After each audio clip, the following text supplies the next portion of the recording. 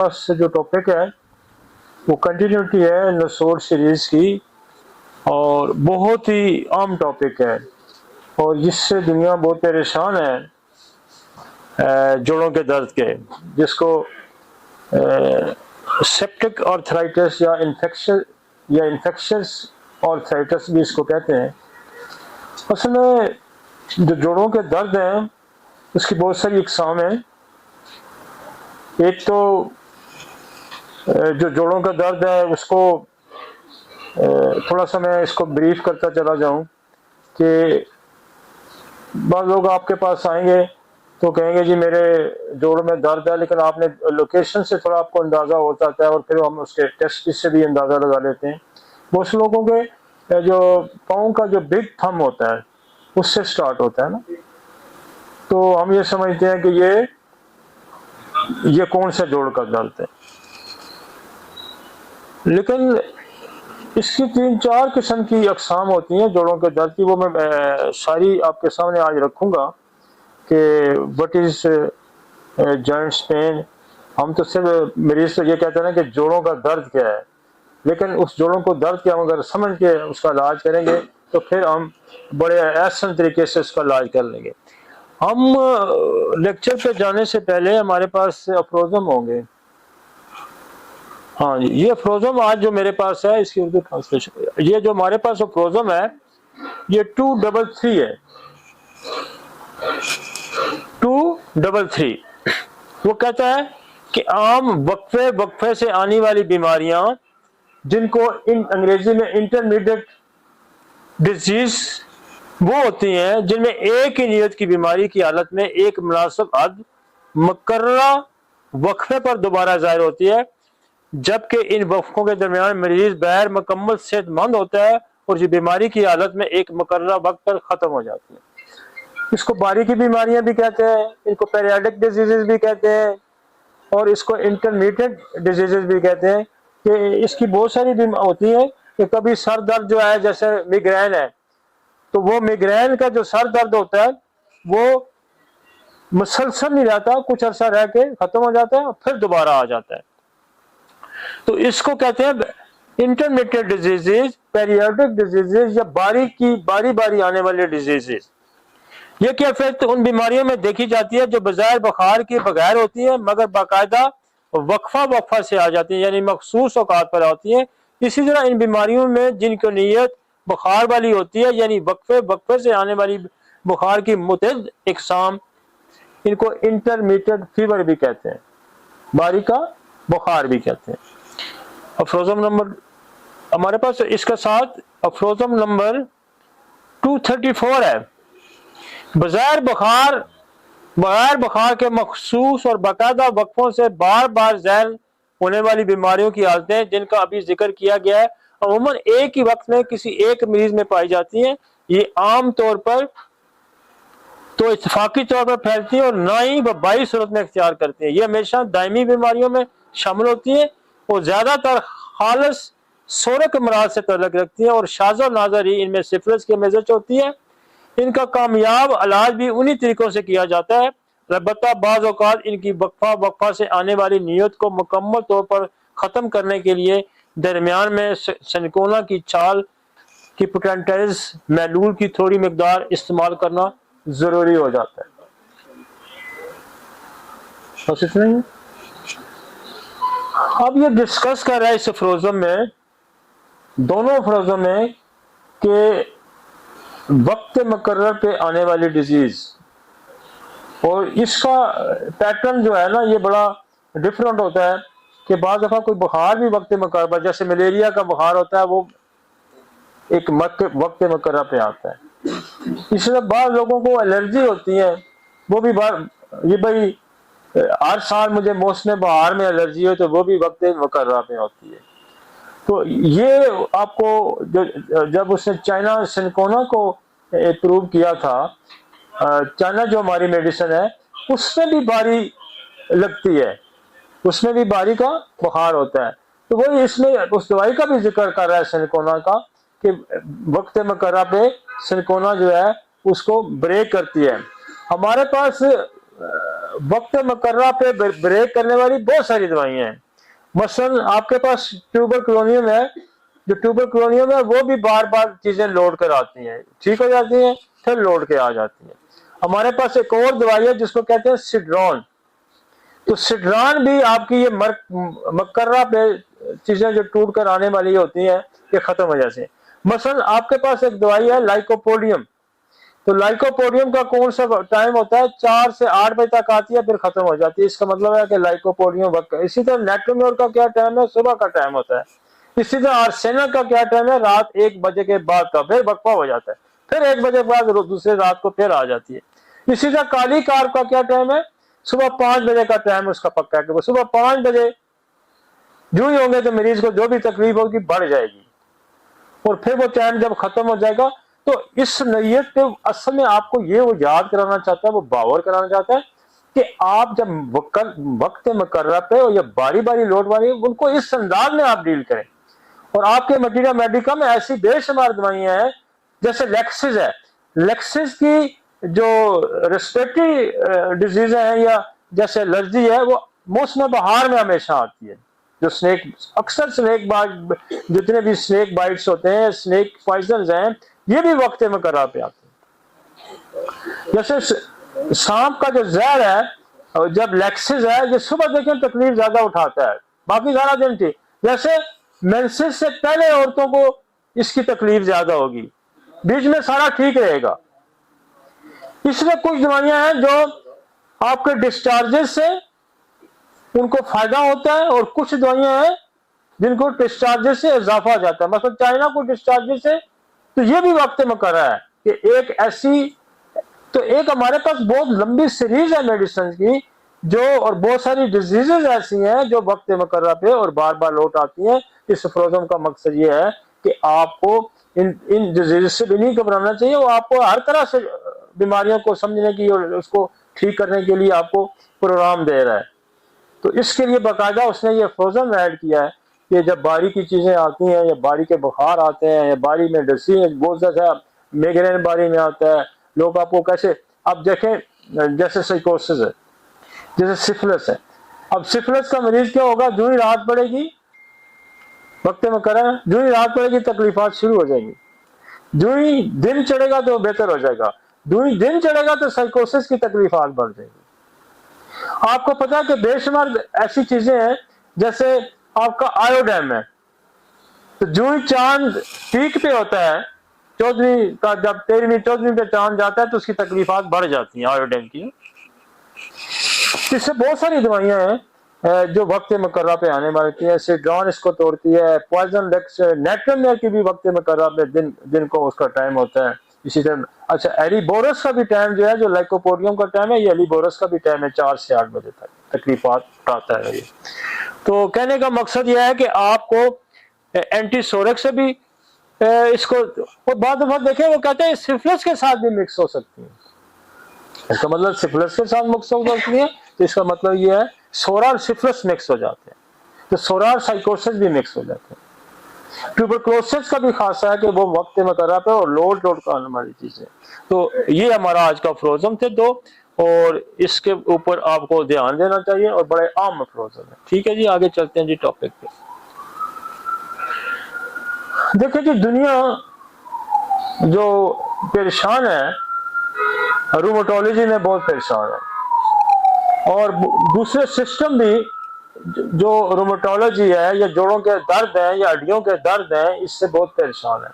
Homeopathy rheumatology में बहुत अच्छा डील करती है और बड़े मजे से ठीक होती है, लोग हमेशा के लिए ठीक हो जाते हैं। लेकिन रूमेटोलॉजी को या जॉइंट पेन को आपको समझना होगा। पहली जो बात है कि एक हमारे जॉइंट पेन जो होते हैं, ये जोड़ों के दर्द या हड्डियों के दर्द एज रिलेटेड डिजीज होती है। मतलब आपकी डीजनरेशन जो को प्रोसेस होता है, तनज़्ज़ुली का जो प्रोसेस होता है, मतलब 60-70 साल के बाद आपके जोड़, उनके अंदर ऑस्टियोफाइट डेवलप हो जाते हैं, वो डिसलोकेट हो जाते हैं, वो जो है वो उनके अंदर कैरीज आनी शुरू हो जाती हैं, वो घिसने शुरू हो जाते हैं। तो उसको हम क्या लेबल करते हैं? ऑस्टियोआर्थराइटिस। ये ध्यान में रखें, जब लफ्ज आएगा ऑस्टियोआर्थराइटिस, इसका मतलब है ये डीजनरेशन की प्रोसेस है। आपके पास एक्सरे की फाइंडिंग आएगी, आपके पास एमआरआई की फाइंडिंग आएगी, या आपको मरीज जब 60-70 साल से ऊपर का आपको आएगा तो वो कहेगा जी मेरे घुटने में दर्द है, मेरे जोड़ों में दर्द है, तो आपके जहन में बैठ जाना चाहिए कि this is the age related disease, this is the degeneration of the process है जो हो रहा है कि हड्डियों के अंदर अब टूटने फूटने का अमल जोड़ों के अंदर शुरू हो जाएगा। अब जोड़ों के अंदर बहुत सारी चीजें इन्वॉल्व है, एक तो हड्डी होती है, एक इसके दरमियान में कुशन होता है, एक कार्टिलेज बोन होती है, फिर इसके साथ एक सिनोवियल मेम्ब्रेन होती है जो सेक्रीट करती है, यहाँ आपको लुब्रिकेट करती है, जिसको आप ग्रीस बनाती है। फिर ये लिगामेंट से बंधे होते हैं, जो रस्सियों की तरह लिगामेंट्स होते हैं, टेंडन होते हैं, इनके साथ बंधे होते हैं, जोड़ इनके साथ बंधे भी होते हैं, उनके अंदर भी लचक होती है। अब ये सिनोवियल फ्लूइड्स की भी डिजीज हो सकती है, कार्टिलेज बोन की भी डिजीज हो सकती है, ये डिजनरेशन की भी डिजीज हो सकती है, ये ऑटोइम्यून भी डिजीज हो सकती है, ये इन्फेक्शन डिजीज भी हो सकती है। तो हमें देखें, आप अगर जोड़ों पे ग्रिप हासिल करना चाहते हैं तो फिर आपको ये समझना होगा कि what is the osteoarthritis. Osteoarthritis क्या है? ये एज रिलेटेड डिजीज है। अब ऑस्टियो जो खत्म, अब आ जाएगा रूमेटॉइड आर्थराइटिस। रूमेटॉइड आर्थराइटिस क्या है कि ऑटोइम्यून डिजीज है आपकी। ऑटोइम्यून डिजीज की हम लंबी सीरीज करके आए हैं कि आपका इम्यून सिस्टम आपके किसी न किसी जिस्म के हिस्से पे अटैक करता है। अब इसमें यह होता है कि ऑटोइम्यून में कि आपकी जो एंटीबॉडीज है वो फॉरेन बॉडी के खिलाफ ही जलती है, और ये जो आपकी साइनोवियल मेम्ब्रेन है इस पे अटैक करती है। तो साइनोवियल मेम्ब्रेन जो सेक्रेशन बनाती है उसको डिस्ट्रॉय कर देती है। ये है रूमेटॉइड आर्थराइटिस। अब आता है एक गाउट, वो भी जोड़ों का दर्द है। वो मोस्ट कॉमनली कहां से शुरू होता है? आपके बिग थंब से शुरू होता है। तो वो उसकी कोई ना वो ऑस्टियोआर्थराइटिस है, ना वो रूमेटॉइड आर्थराइटिस है, ना वो इन्फेक्शियस आर्थराइटिस है या सेप्टिक आर्थराइटिस। वो क्या है? वो यूरिक एसिड की वजह से होता है। जब भी गाउट का लफ्ज आएगा तो फिर ये समझें कि इसके यूरिक एसिड का आपने इलाज करना है। जब भी ऑस्टियोआर्थराइटिस का लफ्ज आएगा तो फिर आपने इसकी तनज़्ज़ुली की जोड़ों की जो टूट फूट है, एज वाइज डिजीज है, डिजनरेशन प्रोसेस ऑफ द इंसानों का जो है वो डिजीज है, वहां दवाइयां ही बदल जाएंगी। गाउट में दवाई ही बदल जाएगी। अब रूमेटॉइड आर्थराइटिस क्या है? वो ऑटोइम्यून डिजीज, वहां दवाई ही बदल जाएगी। आज हम चीज इसको आज हम डिस्कस नहीं करेंगे, बड़ा बिग टॉपिक है कि मैं अगर ऑस्टियोआर्थराइटिस को शुरू कर दूं, लेकिन हमें जब भी हमने इलाज किसी का करना, ये ध्यान में रखें, डॉक्टर कामयाब को वह जो डिफरेंशियल डायग्नोसिस बनाना जानता। जब भी जोड़ों का दर्द है तो आपके अंदर 4 सवाल तो उठने चाहिए। नहीं, क्या है? गाउट है, ऑस्टियोआर्थराइटिस है, एज रिलेटेड डिजीज है, रूमेटॉइड आर्थराइटिस है, क्या ऑटोइम्यून डिजीज है, और क्या ये इन्फेक्शियस डिजीज है, सेप्टिक डिजीज है। तो फिर आपने कामयाब इलाज कर सकते हैं। अगर आप इसको डिफरेंशिएट करना नहीं जानते, हम तो एक्सरे की फाइंडिंग पे देख लेते हैं कि जब आगे चल के बड़े इतनी मजे का टॉपिक है ना आप और वो टॉपिक है कि जब लोग बिल्कुल दीवार के साथ करते हैं, दुनिया का कोई और सिस्टम इसको ठीक नहीं करता, तो होम्योपैथी इसको ठीक करती है। लेकिन हमें समझ होनी चाहिए कि हम किस चीज का इलाज करने चाह रहे हैं। हम ऑस्टियोआर्थराइटिस का इलाज कर रहे हैं, हम इन्फेक्शियस डिजीज का इलाज कर रहे हैं, हम रूमेटॉइड का कर रहे हैं। अब बंदे को गाउट है, हम उसको जनाब सेप्टिक की दवाइयां लगा दें, उसको आर्थराइटिस है, एज रिलेटेड डिजीज है, तो आप गाउट का इलाज शुरू कर दें, यूरिक एसिड की दवाइयां उसको देनी शुरू कर दें। इस तरह नहीं होगा। ये बड़ी मजे की साइंस है। आप आपको फिर मजा आएगा। आपसे कोई जोड़ों का दर्द का बंदा बच नहीं सकता। मतलब ऐसा नहीं है कि जो ठीक ना हो, अगर आपको इसको प्रॉपर और इजी डायग्नोसिस है।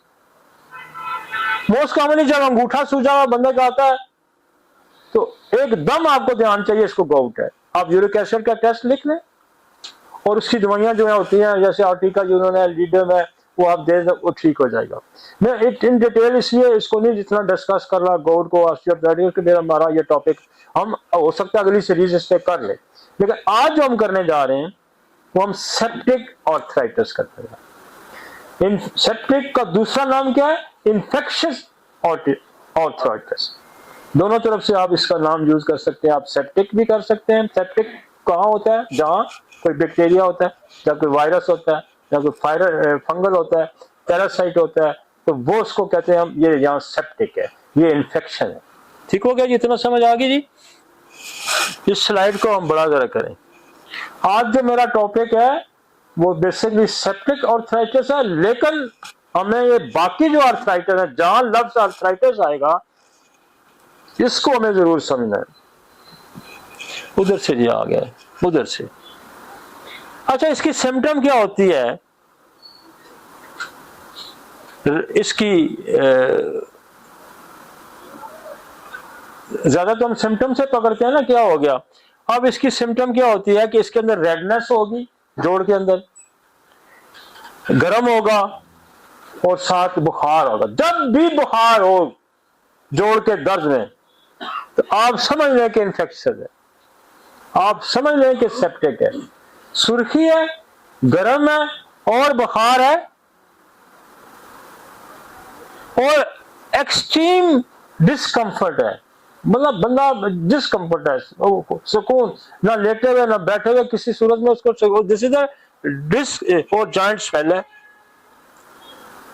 ये जब होगा तो आपके ध्यान में होगा कि अब बंदे को क्या, कि कोई बैक्टीरियल इन्फेक्शन है, कोई वायरल इन्फेक्शन है, कोई फंगल इन्फेक्शन है, वो क्या है। तो ये ध्यान में रखें कि और इसके दो तरीके होते हैं। एक तो आप क्लिनिकली एग्जामिनेशन है कि उसकी स्वेलिंग है, उसके ऊपर रेडनेस है, और एक तो क्लिनिकल ऑब्जर्वेशन और साथ फीवर भी आ सकता है। तो उसकी फाइंडिंग क्या है कि वहां सिरिंज से इसको एस्पिरेट करके इसका हम कल्चर करा देते हैं। दूसरा ब्लड कल्चर, ब्लड में बाद देर से आता है, लोकली आपको फौरन और बिल्कुल डायग्नोसिस बड़े बन जाएगी, कल्चर की रिपोर्ट आ जाएगी, आपको पता चल जाएगा कि कौन सा बैक्टीरिया इसमें इन्वॉल्व है, कोई फंगल इन्वॉल्व है, कोई वायरल क्या इन्वॉल्व है। बड़ा आसान काम है। और दुनिया में इन्फेक्शियस डिजीजेस को ठीक करने के लिए आपको पता है एंटीबायोटिक का इस्तेमाल होता है, और ये बाद ऐसे ढीठ बैक्टीरिया इसके अंदर मौजूद होते हैं जो एंटीबायोटिक रेजिस्टेंस हो जाते हैं, और कई साल हमारे पास इन्फेक्शियस डिजीजेस के लोग आते हैं, 20-20 साल, 30-30 साल, 25-25 साल। और आपको खुदा ने इतनी, आपके पास इतनी बड़ी नेमत है, आपके पास इतना बड़ा वेपन है कि हमारे पास रेगुलर मेडिसिन भी है और हमारे पास नसोड की सूरत में भी दवाई मौजूद है जो बहुत ही क्विक असर करती है। आप जो भी इसका बैक्टीरिया पैथोजन कोई भी आता है, आप उसका नसोड लगाएं, और आपकी अगर दवाइयों पे ग्रिप है, जिसको मैं डिस्कस करूंगा, आप अगली दवाई लगाएं, आपका मामला हल हो जाए। हम एक रात में हम इन्फेक्शियस डिजीजेस को ठीक करते हैं, एक रात में, एक दिन में, एक घंटे, मिनटों में ठीक होती है अगर आपके पास ग्रिप है। लेकिन आप देखें ना, आप जोड़ों को 4 हिस्सों में, बड़े जोड़ों की तकलीफात हैं, तो आप एक करके ट्राई करें। क्यों एक करके ट्राई करें? कभी आप ऑस्टियोआर्थराइटिस की दवाई दे रहे हैं, तो फिर नहीं, कभी आप गोट की दवाई दे रहे हैं। इसलिए तो हम, हमारे लोग जो है ना, वो जी होम्योपैथी का इलाज बड़ा लंबा क्या, आप ट्रायल पे हैं, आपको समझ ही नहीं है। एलोपैथिक डॉक्टर जो है ना, उनकी कामयाबी का एक राज ये है कि बेशक उनके लोग ठीक नहीं होते, लेकिन उन लोगों को डायग्नोसिस बना के दे देते। यार तुझे इन्फेक्शन आर्थराइटिस है, तुझे तो ऑटोइम्यून रूमेटॉइड आर्थराइटिस है, तुझे तो ऑस्टियोआर्थराइटिस है, तुम्हें तो गोट है, तो कम से कम वो पहले ही ऐड कर लेते हैं। लेकिन अगर आप दुरुस्त सिमत में आप जाए ना, आप उसको क्योर कर देंगे। अब गोट वाले सारी जिंदगी जो है ना यूरिक एसिड की दवाइयां खाते फिरते हैं, ऐसा ही है ना, फिर हो जाता है भाई गोश्त ना खाओ, दालें ना खाओ, अवॉइड करो, फिर साथ यूरिक एसिड की दवाई भी खाओ। इसी तरह ऑस्टियोआर्थराइटिस का उनके पास कोई हाल नहीं है। दूसरी साइंसेस, ऑस्टियोआर्थराइटिस जब हो जाता है तो कोई हाल नहीं है, वो डिजेनरेशन प्रोसेस है।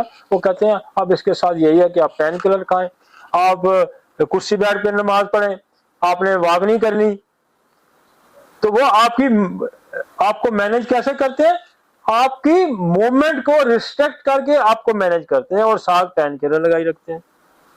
लेकिन आपको ऑस्टियोफाइट ठीक कर सकते हैं, आप डिसलोकेशन ठीक कर सकते हैं, आप कैरियर्स को ठीक कर सकते हैं। आपके पास बहुत बड़ी रेंज है और ये खुदा की नेमत है, लेकिन आप समझें पहले। और आज का लेक्चर अगर आप समझ लेते हैं तो मैं ये समझता हूं कि एक जोड़ों का दर्द के साथ लोग इतने परेशान हैं कि आप सोच भी नहीं सकते। अगली स्लाइड में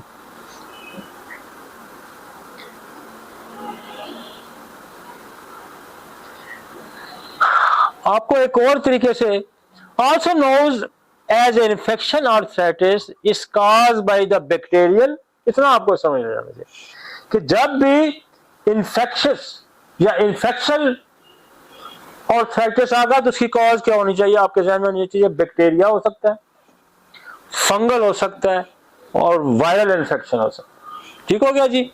In a joint, the infection can occur in only joint, but it commonly affected the knees, hips, shoulder, and elbow.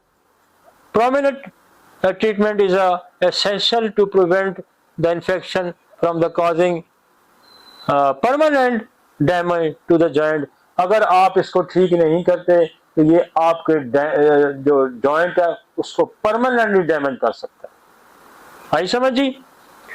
इसमें जनरल सिम्टम क्या आएंगे जी? इनमें जनरल फीवर होगा, चिल होगा, फटीग होगी, वीकनेस होगी और डिक्रीज एपिटाइट होगा। याद रखें कि जब भी आपके जिस्म पे अब देखें बुखार आता है, कोई एक्यूट बुखार आता है, वायरल आता है, बैक्टीरियल आता है, मरीज कहता है बुखार है और उसकी एपिटाइट मुतासर होगी। कभी भी बुखार में किसी को भूख ज्यादा नहीं लगती। कभी भी जब आपको बंदा कहेगा जी टेम्परेचर भी है, जोड़ों का भी दर्द है, भूख भी नहीं लगती, खाने का भी दिल नहीं कर रहा, तो आप समझें कि इन्फेक्शन डिजीज। ऑस्टियोआर्थराइटिस में ऐसा नहीं होगा, रूमेटॉइड आर्थराइटिस में ऐसा नहीं होगा, गोट में ऐसा नहीं होगा। इन्फेक्शन डिजीज में आपकी एपिटाइट भी गई, फीवर आ गया, सैडनेस आ गई, फटीग आ गई। अब ऑस्टियोआर्थराइटिस वाला बाद को बैठे रहते हैं, उनको कुछ नहीं होता। तो ये चीजें आपने ध्यान में रखनी है। ये जोड़ की शक्ल उन्होंने बनाई है। अब इसमें कौन से, अब मजे की बात है कि एक जो आप स्टेफलोकोकस की हम स्किन में पढ़ रहे थे कि कितना मिलता है ना स्टेफलोकोकस। स्टेफलोकोकस जॉइंट में भी बहुत मिलता है, स्टेप्टोकोकस भी जॉइंट में बोलता है, इकोलाई भी जॉइंट में बहुत मिलता है। अब कहीं स्टेफलोकोकस आपकी स्किन के ऊपर कहीं ना कहीं बैठा होता है, ये आपकी सरफेस पे कहीं ना कहीं ये मौजूद होते हैं। जो स्किन कहीं रैप्चर हुई, खराब हुई, तो इसमें एंट्री ले लेनी है। कोई इंजरी होती है, कोई जख्म होता है, कोई ट्रॉमा होता है, कहीं से जब स्किन फटती है इन्होंने अंदर घुस जाना है, अंदर घुस के इन्होंने जोड़ों तक पहुंच जाना है। और बाद दफा ये कहीं और से भी कहीं और बैठा होता है, या लंग्स में या कहीं और तक ट्रेवल करके जॉइंट्स में आ जाता है।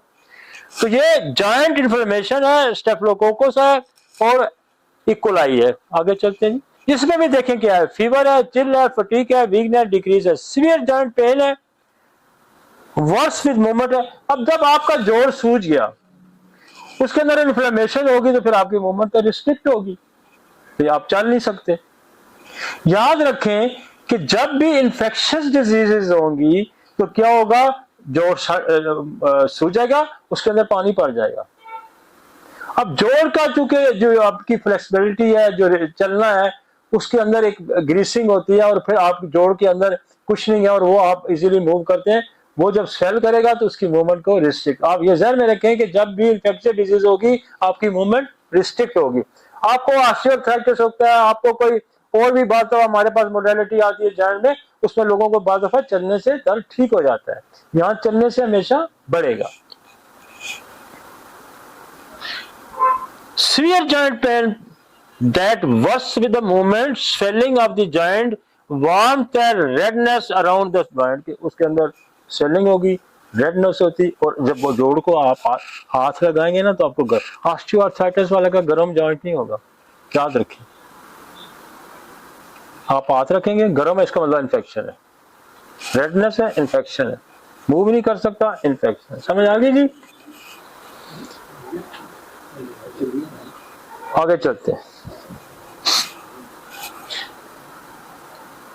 क्लासिफिकेशन है, हम इसकी बेस कैसे बनाएंगे, पैथोजेनेसिस पे बनाएंगे। अब जोड़ों का दर्द आपका एक और वजह से भी हो सकता है, इंजरी की वजह से भी हो सकता है। फिर आप फुटबॉल खेल रहे हैं, आप क्रिकेट खेल रहे हैं, आप कहीं गिर गए हैं, पहाड़ी पे चल रहे हैं, अब वो ना ऑस्टियोआर्थराइटिस है, वो ना रूमेटॉइड आर्थराइटिस है, दैट इज द ट्रॉमा। उसकी दवाइयां बदल जाएंगी। और सवाल करते हुए जब भी आपके पास कोई दर्द के पेशेंट आएगा तो आप उस पर इंजरी का सवाल आपका बनता है।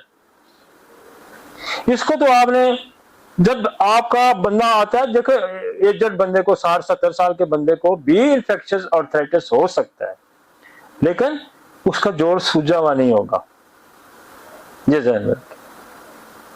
उसको बुखार नहीं होगा। वो कहेगा जी मैं जब चलता हूँ डॉक्टर साहब मैं चल नहीं सकता, मेरे घुटने जवाब दे गए। लेकिन आपने, अब मैं वहां भी बोल गया हूं कि एज वाइज आपने बड़ी चीजें मैटर करती हैं। आप 100 साल के बंदे का इलाज बच्चे की सिम्टम पूछ के नहीं कर सकते। आप 18-12 साल की उम्र की बंदा जो होता है उसके मसाइल ही कुछ और होते हैं, 30-40 साल के मसाइल ही कुछ और होते हैं। इसलिए हम जल्दी डायग्नोसिस बनाते हैं। हम एज ग्रुप को, जब भी आपको बंदा, कोई भी डॉक्टर जब आपको पहले जाते हैं तो आपसे क्या पूछते हैं? नाम क्या है, वालिद का नाम क्या है, उम्र क्या है। उम्र क्यों पूछते हैं? ताकि उसको पता चल जाए कि इस उम्र के अंदर क्या क्या होता है। उम्र पूछते हैं ना। फिर आपसे वो पूछेंगे कि आपका प्रोफेशन क्या है, ये लिखते हैं ना। ये 4 चीजें तो पहले डॉक्टर लिखता है। उम्र क्या है, वालिद का क्या नाम है, ताकि वालिद का नाम क्यों पूछता है कि किसी दूसरे मरीज से मिक्स ना हो जाए। एक पेशेंट आइडेंटिफाई करता है, पहला काम है आइडेंटिफाई करना। किसी बच्चे को बड़े की दवाई ना दे दे। उम्र एक उम्र, दूसरा उम्र, कोई उम्र 20 साल का है, कोई उम्र 100 साल का है। तो पहला काम क्या करना है? डिफरेंशिएट करना है, किसके साथ? वल्दियत के साथ। दूसरा काम क्या लिखते हैं? उम्र क्या है जी आपकी। अब एक बच्चा है, उसको जो डिजीज है वो डेंटेशन पीरियड है। डेंटेशन पीरियड अब 40 साल वाले का तो नहीं हो सकता ना, उसकी डेंटेशन पीरियड की और डिजीज, उसको ट्रांसफर है, उसको और भी। तो एज के साथ आपने बड़ा डिफरेंशिएट कर लेना है, यार इसकी उम्र ये है, इसको क्या हो सकता है। इसी तरह जो आर्थराइटिस है वो एज के साथ बहुत कोरिलेट करेगा। ये जो इन्फेक्शियस आर्थराइटिस है, बेस और पैथोजेंस क्या है? बैक्टीरियल है, ये बैक्टीरिया, ये इसको पायोजेनिक भी कहते हैं, ठीक है जी। लेकिन आपको ये थोड़ा मुश्किल लगा, कहीं पायोजेनिक लिखा हुआ तो आप ये ना समझ लें कि यार ये किस बला का नाम है। बेसिकली ये भी बैक्टीरिया है। बैक्टीरियल इन्फेक्शन को पायोजेनिक भी कहते हैं।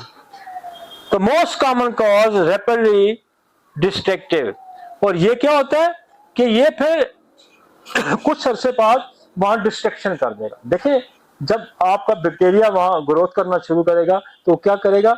वो आपके टिश्यू को खाएगा। अल्टीमेटली मैं आपको आगे जाके बताऊंगा कि किस तरह ये बैक्टीरिया हड्डियों को खाता है। बिल्कुल इतने पीस उड़ा के ले जाता है। तो ये क्या है? डिस्ट्रक्टिव है। अगर ये प्रोलॉन्ग करेगा तो अंदर तोड़ फोड़ करेगा, आपका लिगामेंट खा जाएगा, सिनोवियल मेम्ब्रेन खा जाएगा, आपकी हड्डी को खा जाएगा। फंगल आर्थराइटिस ये बैक्टीरिया है, इसमें देखिए। और मायोबैक्टीरियल आर्थराइटिस कौन सा होता है? ये है, मैं बड़े अरसे से मैं बात करूं कि जोड़ों को कौन चीज खराब करती है? टीबी खराब करती है। जोड़ों को कौन खराब करता है? साइकोसिस खराब करता है। अब इंटरनेशनल रिसर्च है कि जोड़ों को कौन खराब करता है? टीबी खराब करती है। कौन खराब करता है? गोनोरिया खराब करता है। कौन खराब करता है? स्टेफिलोकोकस खराब करता है। तो चीजें आप, हम पिछले 25-30 साल से हम जोड़ों का दर्द ये बेस बना के कर रहे हैं कि यहाँ टीबी हो सकती है, या सिफिलिस हो सकता है, यहाँ साइकोसिस हो सकता है। तो टीबी बहुत बड़ा काज है, इसको मायोबैक्टीरियल आर्थराइटिस कहते हैं। फंगल आर्थराइटिस, अब देखें हम पढ़ रहे हैं फंक्शन इन्फेक्शियस आर्थराइटिस, तो फिर आगे इसकी सब आगे कौन? TB arthritis, fungal arthritis, viral arthritis, ठीक हो गया ना जी। तो फंगल क्या होगा? Occur in the immune compromise, जब का इम्यून सिस्टम कहीं भी कंप्रोमाइज होगा तो वहां फंगल आ जाएगा। आपका इम्यून सिस्टम कंप्रोमाइज होगा तो वायरल आ जाएगा। ऑफन सेल्फ लिमिटेड पॉलीआर्थराइटिस, और जो वायरल इन्फेक्शंस के होते हैं वो कहता है कि ये पॉलीआर्थराइटिस बहुत सारे जोड़ पकड़। अच्छा टीबी का ध्यान में रखना, टीबी हमेशा एक जोड़ पकड़ेगी, उसको खा खू के फिर कहीं दूसरे जोड़ पे जाएगी, ये ध्यान में रखें। एक जोड़ में घुस जाएगी, चाहे वो किसी जोड़ में घुस जाए। ये मोस्टली जो इन्फेक्शन आते हैं ना वायरल, ये अच्छा जो है ना उसका साइकोटिक, जो भी बहुत सारे जोड़ पकड़ लेता है, और फिर वो क्या करता है, कभी एक जोड़, कभी दूसरा जोड़, कभी तीसरा जोड़, कभी चौथा जोड़। अक्सर मरीज कहते हैं सर जी कभी ए जोड़ पकड़ा, कभी ए पकड़ लेता है, उसको हम कहते हैं शिफ्टिंग जॉइंट पेन या वॉन्डरिंग जॉइंट पेन। वो मैं आपको आज थोड़ी सी रेपर्टी भी दिखाऊंगा कि वो क्या कहता है। शिफ्टिंग, माइग्रेटिंग भी लफ्ज लिखा हो जाता है। आपका वॉन्डरिंग पेन जब लिखा आ जाएगा, जब आपका माइग्रेटिंग पेन लिखा आ जाएगा, तो आप ये समझेंगे ये गोनोरियल इन्फेक्शन है। समझ आ गई है जी? जिस तरह आपका वो कहता है मेरा गला खराब हुआ है, फिर मेरे जोड़ खराब हुए हैं, फिर दिल में चला गया, तो फिर ये क्या होगा, वो भी बहुत से वो जोड़ ऊपर से नीचे पकड़ के आता है, वो है आपका स्टेप्टोकोकस है, जिसको रूमेटॉइड आर्थराइटिस। ठीक हो गई? रूमेटॉइड आर्थराइटिस, रूमेटॉइड वो होगा ऑटोइम्यून, वो होगा। अच्छा जो होता है ना ऑस्टियोआर्थराइटिस, यही पहले आस्ते आस्ते हो सकता है घुटना पकड़ ले, फिर आस्ते आस्ते जो जहां जहां हड्डियां कमजोर होती, जो पार्ट ज्यादा यूज होने वाला उसको वो पकड़ता जाएगा। ये कमर में भी ऑस्टियोफाइट डेवलप हो जाएंगी, आपकी जोड़ों में भी ऑस्टियोफाइट डेवलप हो जाएंगी, आपके सर्वाइकल रीजन में। ये वो बड़ी मजे की साइंस है। और आप जब हम उस पर जाएंगे, अभी तो हम जॉइंट्स में फंसे हैं, तो ये साथ साथ कंपैरेटिव स्टडी में आपको इसलिए बता रहा हूँ कि हमें समझ लगे कि हम जोड़ का पैन है जी, जोड़ों का दर्द। अब जोड़ों का दर्द को फिर आपने डिफरेंशिएट करना है, वो इतनी साइंटिफिकली डिफरेंशिएट कर, इतनी साइंटिफिकली आपके पास मेडिसिन भी मौजूद है, मजे की। इतनी साइंटिफिकली आपके पास दवाइयां भी मौजूद हैं। आप गोट होगा तो दवाई हो रहा है, ऑस्टियोआर्थराइटिस है दवाई हो रहा है, रूमेटॉइड आर्थराइटिस है दवाई हो रहा है, इन्फेक्शन आर्थराइटिस है तो एक लंबी सीरीज है मेडिसिन की। क्या वो ट्यूबरकुलोसिस है, क्या वो आपका स्टेफिलोकोकस है, क्या आपका स्टेफिलोकोकस है, क्या आपका वो गोनोरियल इन्फेक्शन है, क्या अस्परगिलस है, कौन सा है, क्या बोरीलिया है जिसको लाइम डिजीज कहते हैं, क्या साइंस है। और सारी जगह पे हमारे पास मेडिसिन मौजूद है। मैं कहता हूँ होम्योपैथ डॉक्टर अगर सिर्फ जोड़ों के इलाज के लिए भी बैठ जाए ना, खुदा के उसके क्लिनिक पे रश पड़े कि अगर वो इस तरह समझ के करे। हम क्या करते हैं, अच्छा जी तूने क्या दिया, मैंने जी फार्मिका, हम फिर पहले फार्मिका रूफा ही देते जाएंगे, हम इसकी डायग्नोसिस नहीं बनाएंगे। हस्रे हाजिर की ये जरूरत है, आपके मरीज की भी ये जरूरत है कि आप डिफरेंशियल डायग्नोसिस बनाएं। खुश होगा वो भी, और आप 10, 15, 20 पे जब 150 मरीजों पे आप अपनी ग्रिप डाल लेंगे ना, आप देखने से आपको अंदाजा होगा कि क्या है। जैसे मैं बता रहा हूँ ऑस्टियोआर्थराइटिस क्या होगा, रूमेटॉइड क्या होगा, ये क्या होगा, इसकी सिम्टम अपीयरेंस डिफरेंट होती है, गोट की अपीयरेंस डिफरेंट होती है। जो भी बना आता है मेरे पाँव के अंगूठे से, ओ जी सर जी मेरे पाँव, मैं तो हिल ही नहीं सकता, समझ में गोट आ गया ना। Up to down to up जाएगा तो फिर गोट आ रहा है।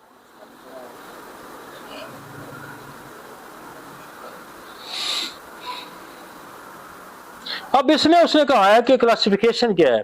एक्यूट सेप्टिक आर्थराइटिस क्या है, ये आवर्स और दिन, आवर और दिनों में ये जहर आ जाता है।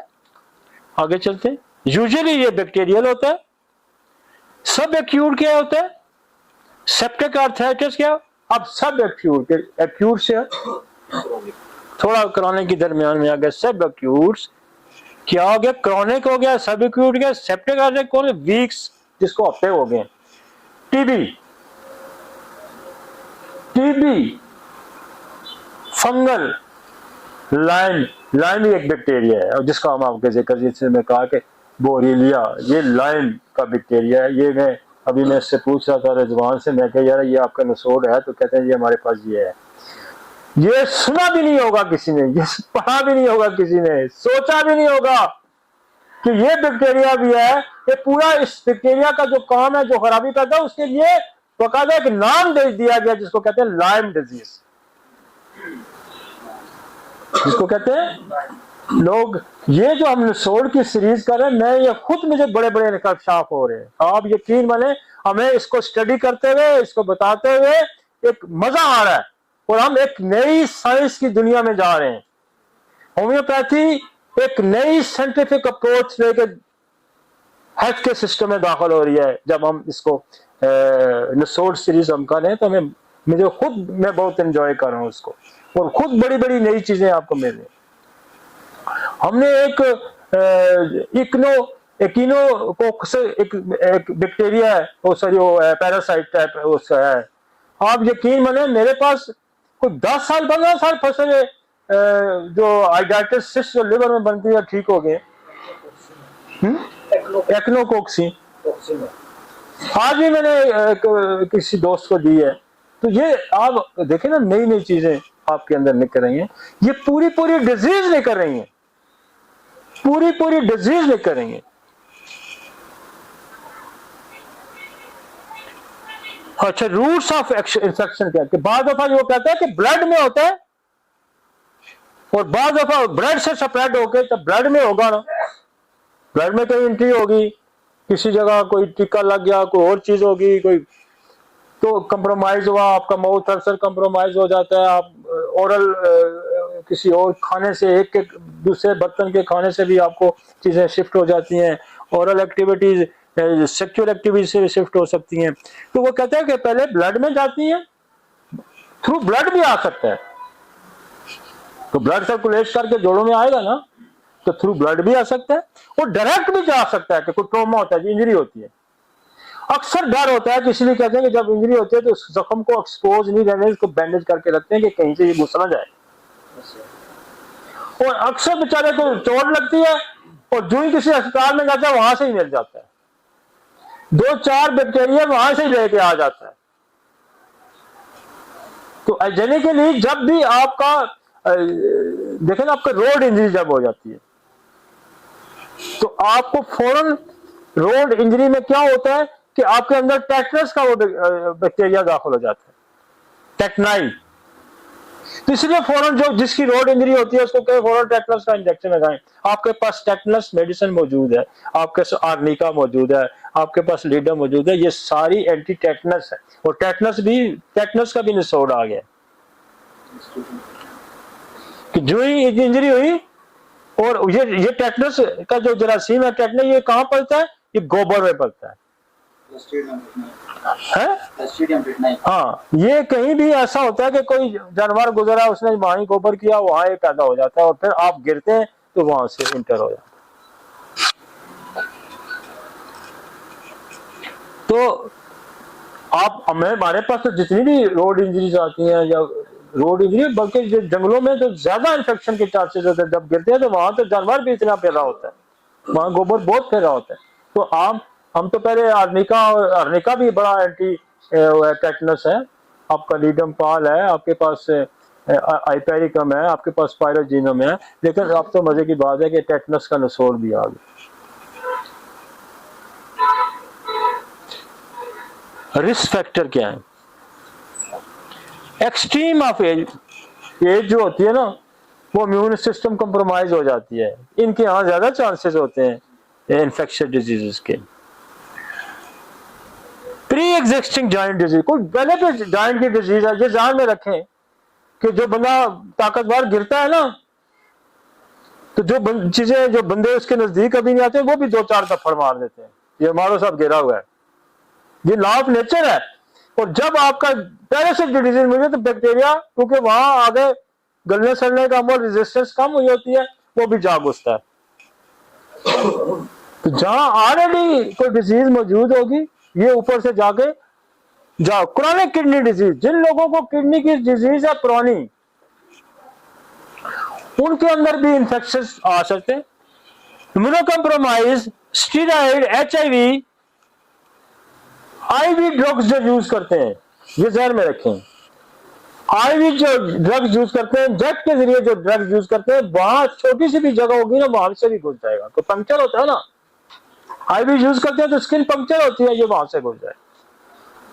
कोई बेशक है, ये मैं तो बड़ा साफ सुथरा बंदा रहता हूँ, तो जिस ध्यान में रखें कि मैंने तो इंजेक्शन लगवाया था, मैंने तो ग्लूकोज की ड्रिप लगवाई थी, मैंने तो कोई आई ट्रीटमेंट लिया था, तो वो वहां से घुसेगा।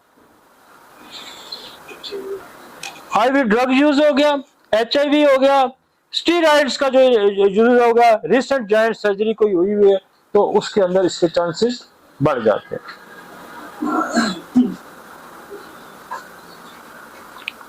क्लिनिकल फीचर क्या होंगे?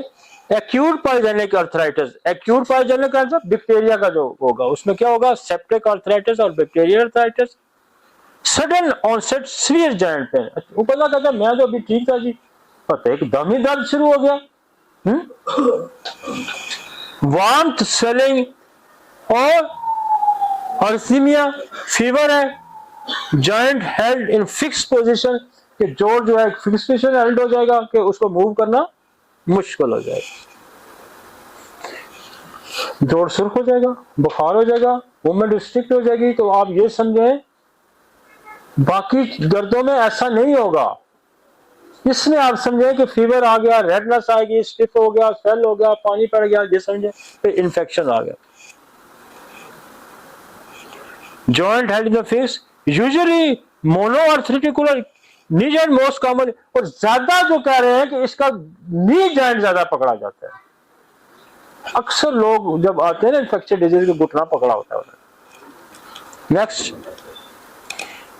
क्रोनिक इन्फेक्शन आर्थराइटिस क्या होता है? ग्रेजुअली पेन, वो क्रोनिक में फिर ग्रेजुअली चलता है, माइल्ड फीवर, फीवर हल्का हो जाएगा या नहीं होगा। साइनस टैग, वहां कोई ऐसे साइनस कोई ऐसे टैग बन जाएगा फंगल का, मैं आगे जाके हमें इसको आपको बताएंगे कि अक्सर लोग आपके पास तो जी यहाँ से जोड़ों से आप पस निकलनी शुरू हुई है, तो मोस्टली जब जोड़ के अंदर से पस निकलेगी तो क्या होगा कि टीबी घुस जाती है, यहाँ स्टेफिलोकोकस घुस जाता है। तो पुराने हमारे पास तो ऐसे केसेस हैं, 20-20 साल पुराने केसेस। अभी मुझसे भी मेरे पास तो बेतहाशा लोग हैं। मैं अभी रिसेंटली 2 केस ऐसे ठीक हुए हैं कि मेरे पास मेरा दोस्त एक बैठे हुए थे, बड़े हाई ऑफिसर, वो भी उसको देख के कहता है यार क्या हो गया, किस तरह ये बंदा ठीक हो गया। वो कहता है 2011 से मुझे फ्रैक्चर हुआ और स्टेफिलोकोकस घुस गया,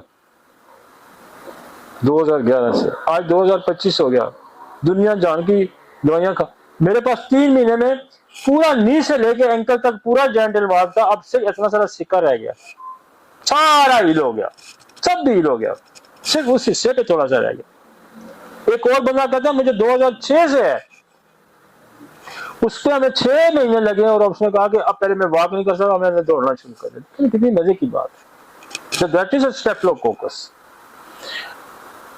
आगे चलते हैं। नहीं जरा 1 मिनट रुकना। हाँ, ये साइनस टैग जो बनाता है ना, ये मैंने आपको पहले भी कहा, ये टीबी बनाती है। मैं 2095-96 में मैं आपको बताऊं, मेरे पास एक सरगोधा से लड़की आई, बहुत पुरानी बात है, आज से कोई 30 साल पुरानी बात है। उसकी टांग कटने वाली थी,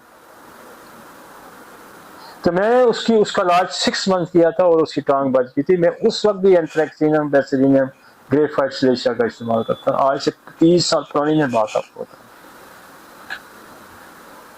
और उस वक्त मेरे जहन में था, तो मैं अल्लाह जन्नत नसीब करे ज़हूर साहब को, तो वो कहते थे, नूर मोहम्मद कहता था ये हड्डियां की टीबी है इसमें।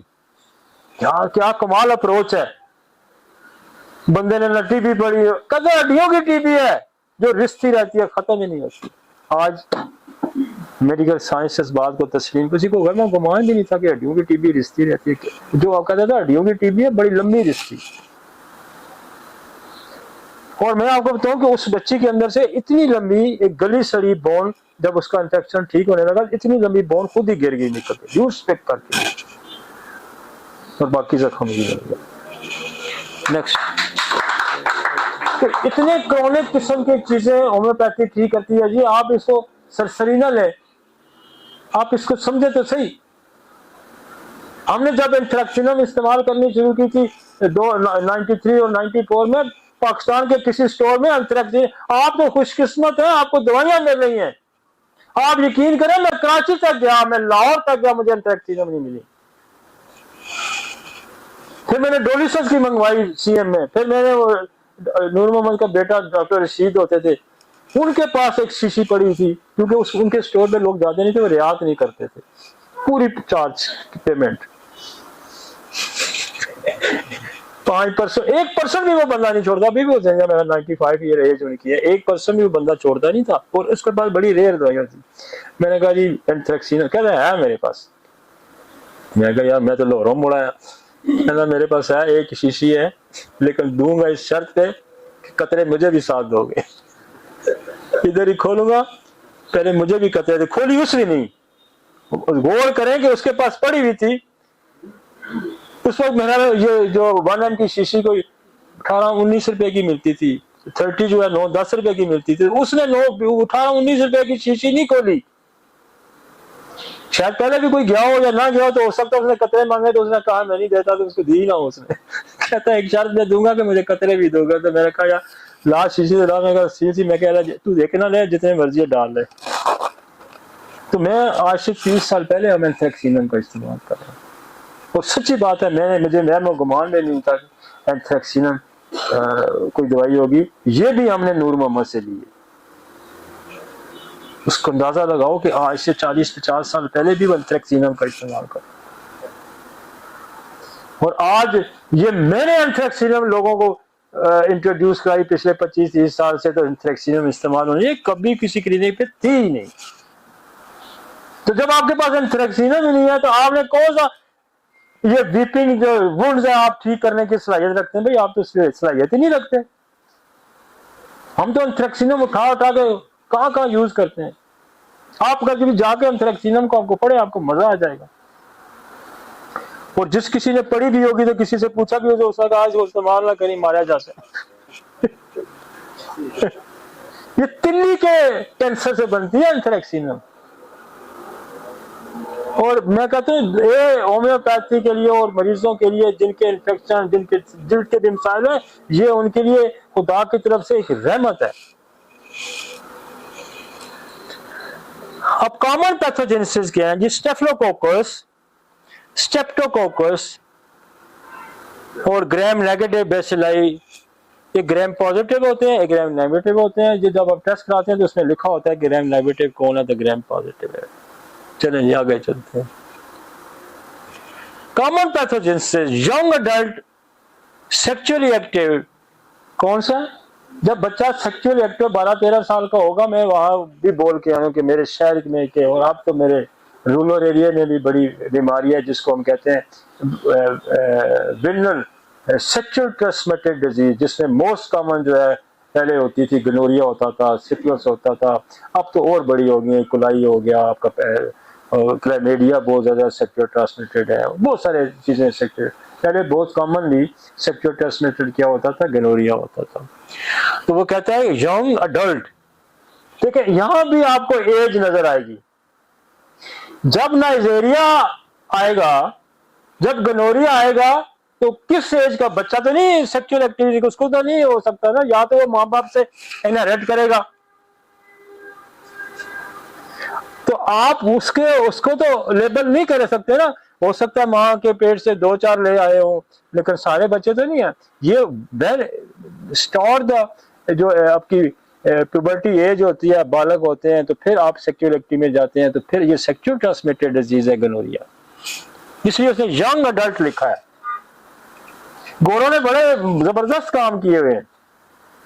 गो के उनके पास ये हाल नहीं है इनके, लेकिन काम उन्होंने इन्वेस्टिगेशन बड़ी जबरदस्त की है। और जब आप जो हमारा लॉ ऑफ सिमिलर है, इसका पहला हिस्सा है कि आपने डायग्नोसिस बनानी है। पहला हिस्सा, जब आपको पहला हिस्सा ही नहीं आता, तो आपने दूसरा हिस्से का कोई फायदा नहीं। कोई कहता मैंने कारा रखा, मैंने कौन रखा, मैंने फलानी प्रॉपर्टी रखी है। तो भाई मेरे, आपने डायग्नोसिस बना के उसके अंदर डालनी है ना।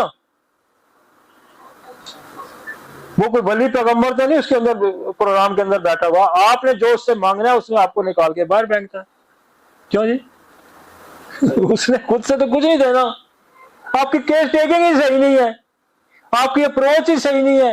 और अप्रोच यह है कि आपको डिफरेंशियल डायग्नोसिस बनानी आती है, आपको डिफरेंशियल डायग्नोसिस बनानी आती हो, आपको डिफरेंशियल मेडिसिन आती हो। तो फिर एक आप कामयाब डॉक्टर। आज हम आपको बता रहे हैं कि आर्थराइटिस कितनी किस्म के हैं भाई, आपने डायग्नोसिस बनानी है, थोड़ी सी मेहनत करनी। और ये जो आपको हम मेहनत बता रहे हैं ना, हम इसके साथ आपको अपना 25, 30, 40 साल का एक्सपीरियंस भी साथ शामिल करके दे रहे हैं भाई। आपको तो वहम गुमान में भी किसी के अंदर एक्सीडेंट नहीं जा सकती। हम अपना एक्सपीरियंस साथ आपको दे रहे हैं, इसलिए आपको दे रहे हैं कि मेरा सिस्टम पले फले फले।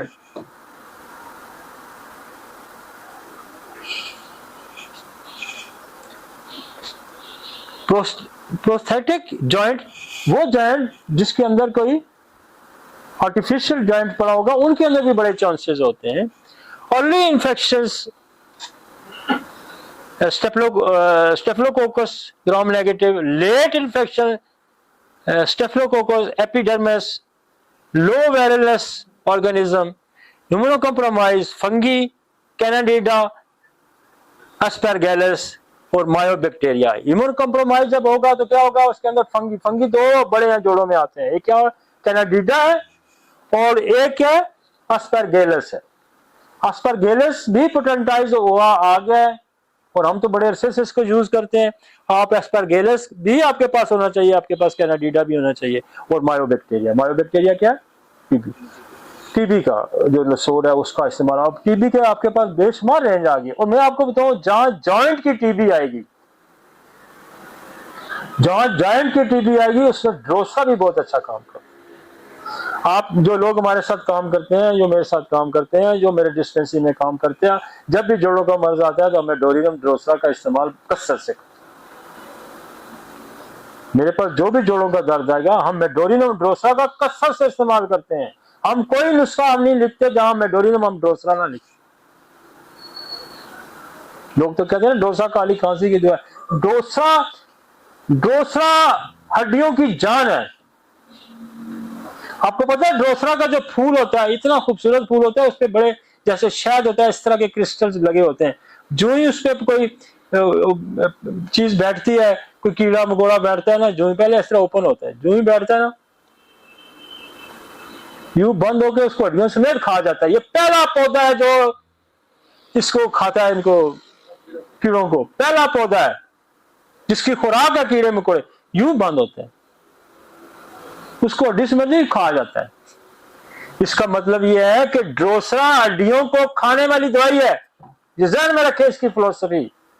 यूं हड्डी को तोड़ मोड़ के खाया जाता है, उसके अंदर जो भी कीड़ा होगा, जो भी उस पर इंसेक्ट बैठेगा या कोई भी, उसको यूं बंद होके निकल जाएगा। जैसे आपका एक और पाइथन है, सांप है जैसे, वो जो बड़ा होता है, वो चीजों को यूं ही हड़प करके बगैर हड्डी में निकल जाता है ना। देखा होगा आपने, बड़े बड़े जानवरों को खाया जाता है हाँ, जिसको, हाँ जी, देखा, उसको पाइथन भी कहते हैं और भी हो सकता है। पाइथन हमारी मेडिसिन भी है हाँ, तो ये हमारी मेडिसिन भी है। अब वो भी यही काम कर सकता है। पाइथन, पाइथन भी क्या करता है कि पूरे पूरे जानवर खा जाता है इस तरह, तो वो भी आप हड्डियों के इसमें इस्तेमाल कर सकते हैं उसके। अब तो खुदा ने देखे, मैं तो हनीमन का वो फ्रोजन मुझे याद आता है, और आज हनीमन की रूह कितनी खुश होती होगी कि हजारों दवाइयां बन गई। कमाल है यार, उस बंदे की रूह खुदा गवाह खुश होती होगी। उसने कहा है कि मेरे पास इस वक्त बहुत थोड़ी दवाइयां हैं। जब होम्योपैथिक तर्ज पे दवाइयां हजारों होंगी तो हम हजारों बीमारियों का इलाज करेंगे। ठीक है ना, अब कितनी बड़ी रेंज होगी है दवाइयों की। अब हमारा जो है ना दिमाग है कि हम अपने इसको साथ साथ अपने दिमागों को खोल के रखें। आपको लोग रिस्ट्रिक्ट करेंगे, आप लोगों को कहेंगे वो नहीं जी नहीं, ये क्या इतनी इतनी, क्योंकि उनकी मेमोरी नहीं है, उनकी कैपेसिटी नहीं है, उनकी कैपेसिटी नहीं है लोगों की, वो आपको रिस्ट्रिक्ट करके। हमने 8 अरब आबादी का इलाज करना है भाई, हमारे पास इतनी दवाइयां होंगी तो हम इतनी डिजीजेस का इलाज करेंगे ना। इसके लिए तो ओपन उसने कहा है। Organism clinical staphylococcus healthy, most common overall skin ब्रेकन। ये उसने कहा कि कहां से ये फैलेगा, मोस्ट कॉमन स्किन फटेगी, अंदर चला जाएगा। Streptococcus healthy adult splenic dysfunction. और स्प्लीनिक डिसफंक्शन ये उन लोगों को भी हो जाता है कि जिनके स्प्लीन कंप्रोमाइज है, बढ़ी हुई है, वो ठीक नहीं है, तो जो स्प्लीनिक कोई डिसफंक्शन होगा तो स्टेप्टोकोकस उनको भी हो जाएगा। Neisseria gonorrhoea healthy sexual activity young adult associated with tenosynovitis vesicular pustular late complement deficiency negative synovial fluid culture and gram level. वो बात कहता है ये सिनोवियल फ्लूइड नेगेटिव भी आ सकता है, लेकिन ये जो नाइजेरिया है ना, ये कई साल लोगों के जोड़ों से नहीं निकल। इसलिए हम पिछले 30 साल से मेडोरिनम का जोड़ों में इस्तेमाल कर रहे हैं। पिछले 30-35 साल से हम डोसरा का इस्तेमाल कर रहे हैं। पिछले 30-35 साल हम डिस्ट्रैक्शन जो बोन की उनमें हम सिफ्लिनियम का इस्तेमाल कर रहे हैं। पिछले बड़े काफी अरसे से हम स्ट्रेप्टोकोकस का जो इसमें जोड़ों के दर्द में इस्तेमाल करते हैं, रूमेटॉइड आर्थराइटिस में।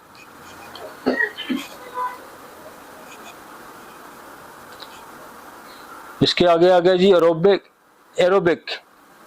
एनोरोबिक इम्यूनो कॉम्प्रोमाइज होस्ट होगा तो उसको ये होगा ग्राम नेगेटिव बैक्टीरिया गैस्ट्रो, ये आपकी आंतों से आएगा।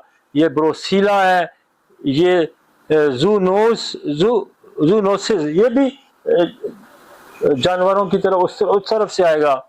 और मायोबैक्टीरिया जो है ये भी टीबी जो है कहाँ आती है, जब आपका इम्यून सिस्टम कंप्रोमाइज होता है। फंगल कहाँ होगा, जहाँ इम्यूनस, ये आपको कहा है कि ये किन किन लोगों को ये हो सकते हैं। स्पाइरोकाइट्स, अच्छा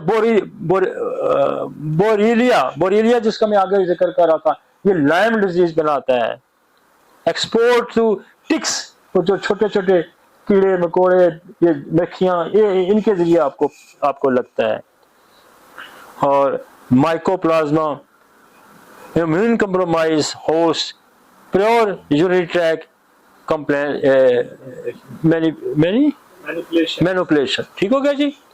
ये आपको हम सोर्स भी बता रहे हैं, लेकिन आपके लिए हमने एक बड़ा आसान तरीका बताया जी आपको।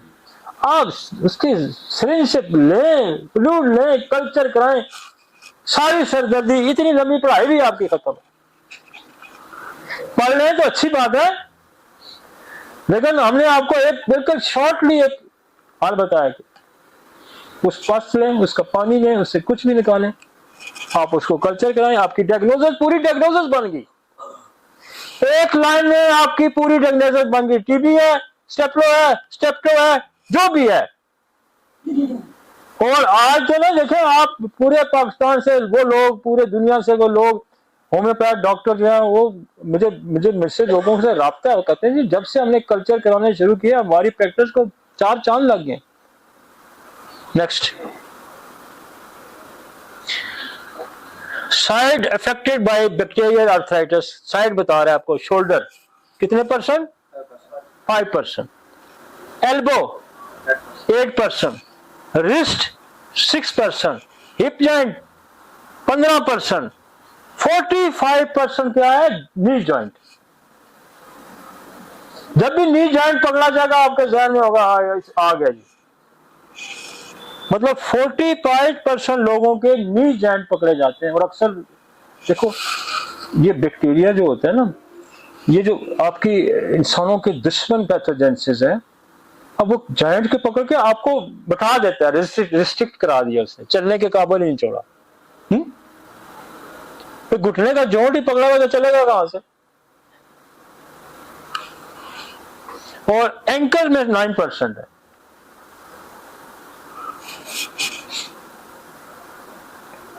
Bacterial arthritis, routes of infection क्या है? Direct entry into the joint space, और स्किन फटती है तो वो पहले भी मैं आपको बता चुका हूं कि ये कैसे इंटर होता है। स्टेफिलोकोकस स्किन से ज्यादा आता है, और ब्लड स्ट्रीम से, और फिर जॉइंट में ये आ गया।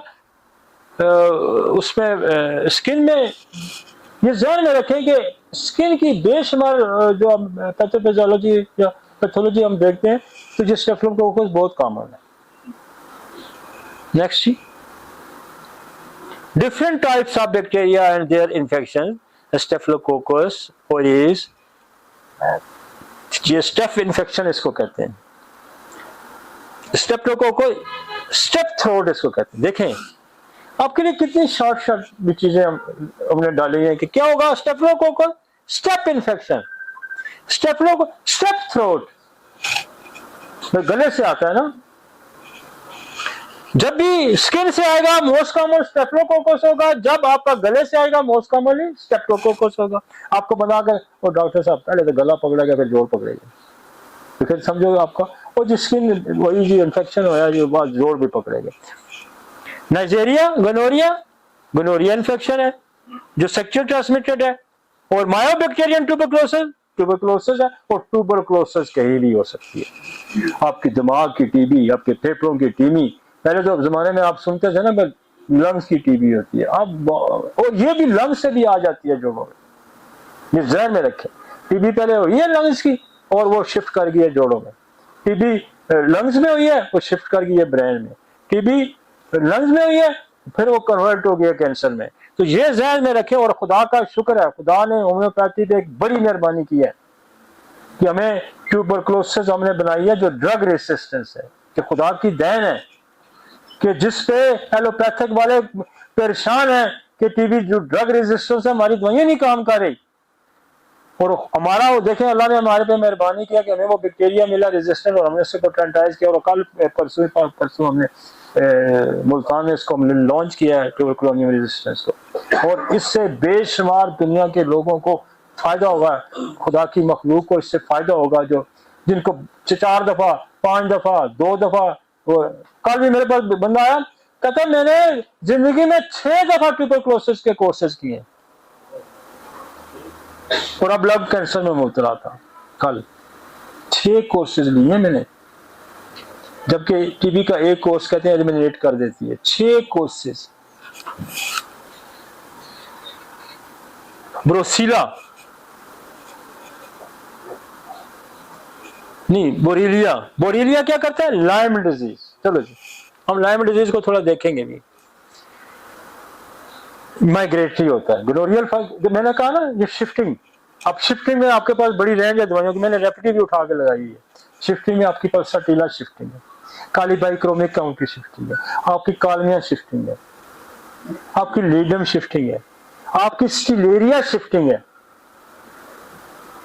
और आपने बेस को बनाना है कि आपको इसको शिफ्टिंग डिजीज में जब भी आएगा आपने मोडोरिनम को जरूर देना।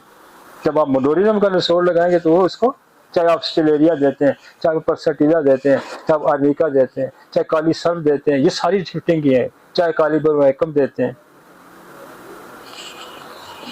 कॉमन इन यंग एडल्ट, अच्छा डर्माटाइटिस है।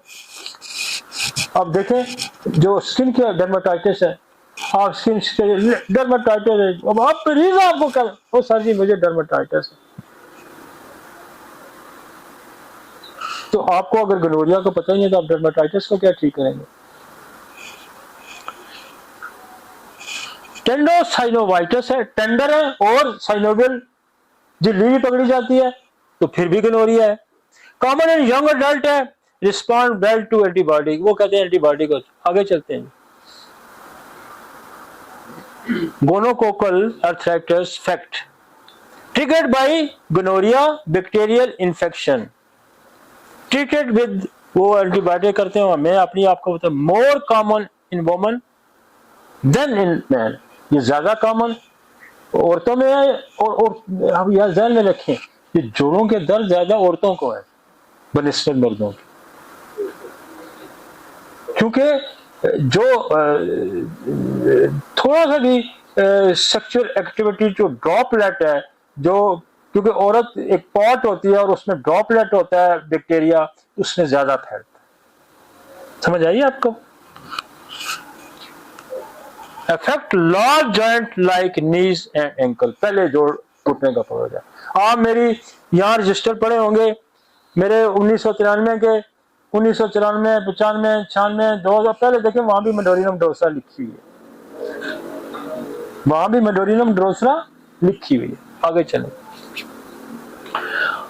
Arthritis changes in the right knee, culture of flu, test positive for Gloria. अब ये देखें ना, ये जोड़ से उसने ये बैक्टीरिया पड़ा हुआ है, ये ये डॉट ब्लैक प्लग देखिए ना, ये बैक्टीरिया इसके अंदर मौजूद है, जोड़ के अंदर, यहां से उसने निकाला है। आगे चलते हैं। अब tuberculosis arthritis, chronic monoarthritis hip और नी, कोल्ड जॉइंट बदल गया, उधर कोल्ड जॉइंट आ गया विद मिनिमल फीवर, इसके साथ बुखार कम है, कोल्ड जॉइंट है। एक दवाई आपको मिलती है जिसपे लिखा हुआ है, उसको नाम है ग्वाइकम। ग्वाइकम का जॉइंट गर्म होगा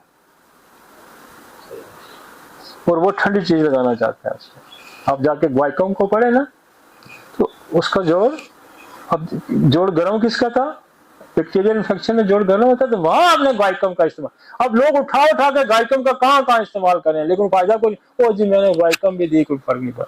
ओ भाई ग्वाइकम तो जहां जोड़ गर्म था, तो वो तो वहां काम करेगी ना।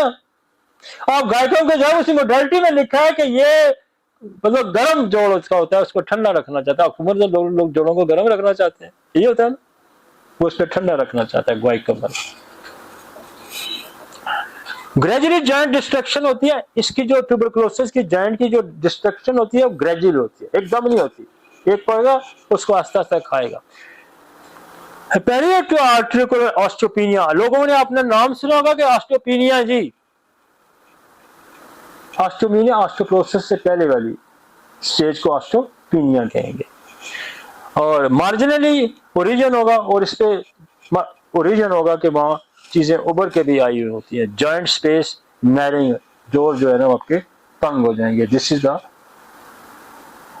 वेनोरियल इन्फेक्शन। आगे सॉरी ट्यूबरकुलोनियम, ट्यूबरकुलोर बेसिलाई है जी, ऑस्टियो आर्टिकुलर, ये क्या है, ओब्लिक ओब्लिगेट एरोबिस, लंग से ये उठता है, मैंने पहले भी बोल गया हूं कि लंग से उठेगा और फिर हड्डियों के जोड़ों पे आएगा। टीबी लंग से, कहां से उठेगा, लंग से उठेगा और इधर आके बैठ जाएगा। आगे चलें, अब मजे की साइंस आपको बताता हूं मैं। ये आपको स्किन पे उभार नजर आ रहा है, ये कौन सी जगह है, ये जगह है ना, ये जगह है। एंड 80 केस हमने वहां से उठा के आपके लिए लगाया कि 18-year-old female present with a gradually progressive soft film swelling over her mid upper forearm for 2 months, suggestive of the cold abscess. X-ray suggested of the lytic lesion on the diaphysis of the ulna with a significant soft tissue. ulna और ये जो fibula ये इसके उसमें आता है। Swelling around the suggestive of infectopathology, finally diagnosed and sensitive to TB. अब ये है टीबी का गुण बना। इधर आप देखेंगे कि ये सॉफ्ट आ रही है अल्लाह की, और इसके ऊपर एक ओरिजिन हुआ है। ये देखे ना, वो ओरिजिन आपको बोन के अंदर भी इसने दिखाया एक्सरे, ये देखे ना रब्ट हुआ है। ये तो देखे ना, ये है एक, देखे ना आपको यहाँ एक चीज उभरी नजर आती है और इसके बीच में आपको एक छोटा सा ब्लैक ऐसे लाइन नजर आती है, ये बेसिकली टीबी है, ये बेसिकली, और बाहर से उसको यूं नजर आ रहा है। अब ये हड्डी के अंदर दाखिल और ये खाते खाते इसको खा जाएगी। ये ए और बी के अंदर आप ये देखें। नेक्स्ट आगे कोई और दिखाएं एक स्लाइड। अब एक और उसने जोड़ आपको दिखाया कि ये जगह है, ये जॉइंट है, और ये आपको उसने टीबी का जख्म दिखाया है। और ये टीबी का जख्म जब हम एक्सरे में देखेंगे तो ये सारा जो व्हाइट कलर का ये क्या है, ये पस है। ये जो व्हाइट कलर नजर आ रहा है ना, ये उस जोड़ के अंदर है, ये सारी पस है। जब आपने एक्सरे देखा ना, तो बाहर से तो छोटा, आपने एक्सरे देखा तो व्हाइट सारा आ गया, आपको जहन में कि टीबी है, सारी इन्फेक्शन फैला हुआ, ये व्हाइट पस नजर आ रही है। देखें जी,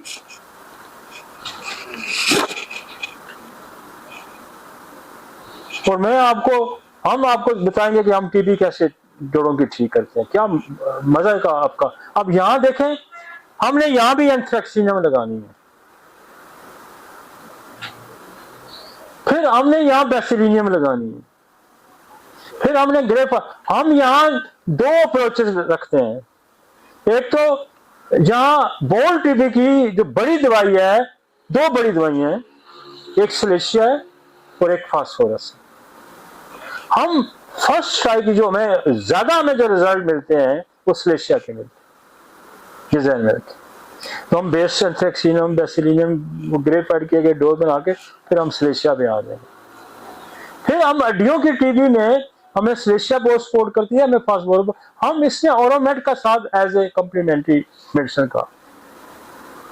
मेरे पास एक हकीम साहब आते थे सुलेमान, बड़ा रश होता था उसके पास, उनके गुर्दे फेल हो गए तो मेरे पास आते थे। मैंने कहा यार तूने अपनी, बहुत मरीज देखता था गुजरखान में, मैंने कहा यार बासन तुझे अपनी जिंदगी का कोई निचोड़ मुझे बता, कोई जिंदगी का निचोड़ है तुम्हारी जिंदगी का? क्योंकि वैसे देखे ना फंसा हुआ था बुरा, खुदा ने उसे बड़ा अरसा जिंदा भी रहा।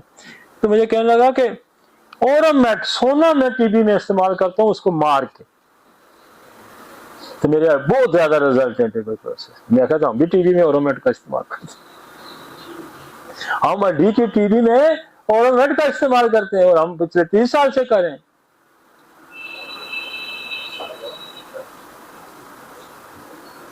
हाँ जी जारी रखिए ना, आगे चलते हैं। देखा ना टीबी का आपका, और अब तो आपके पास जो टीबी का जख्म नहीं ठीक हो रहा, आपके पास तो ट्यूबरकुलोसिस रेजिस्टेंस भी आ गई है। क्यों जी? अब जो हमारे पास टीबी का जख्म खास कर कोई नहीं भी ठीक होता तो हम जो आज ट्यूबरकुलोसिस में रेजिस्टेंस भी हमें होता है।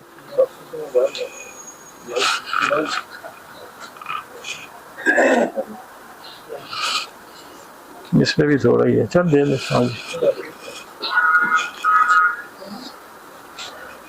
और ये मैंने लेक्चर पता सुबह बनाया है जी, हम तो रात सफर में थे, 2-3 दिन बना, लेकिन खुदा से दुआ की बहुत अच्छा बन गया। ये जख्म नजर आ रहा है आपको? और जब हमने इसका एक्सरे लिया तो ये सारी पास बढ़ी है पूरे शोल्डर इसके अंदर, यूं ही हमने देखा, ये डायग्नोसिस बन गई, इसका मतलब इसके पास फैली है, दिस इज द टीबी, और ये अब हड्डी को खा जाएगी। आगे चलते हैं जी। ये पाँव पे भी जख्म है, ये उसका इंटरनल उसने देखा तो ये भी पास अंदर गई हुई है, ये आपको नजर आया है बाहर से, और फिर अंदर ये पास पड़ी है। आगे चलें।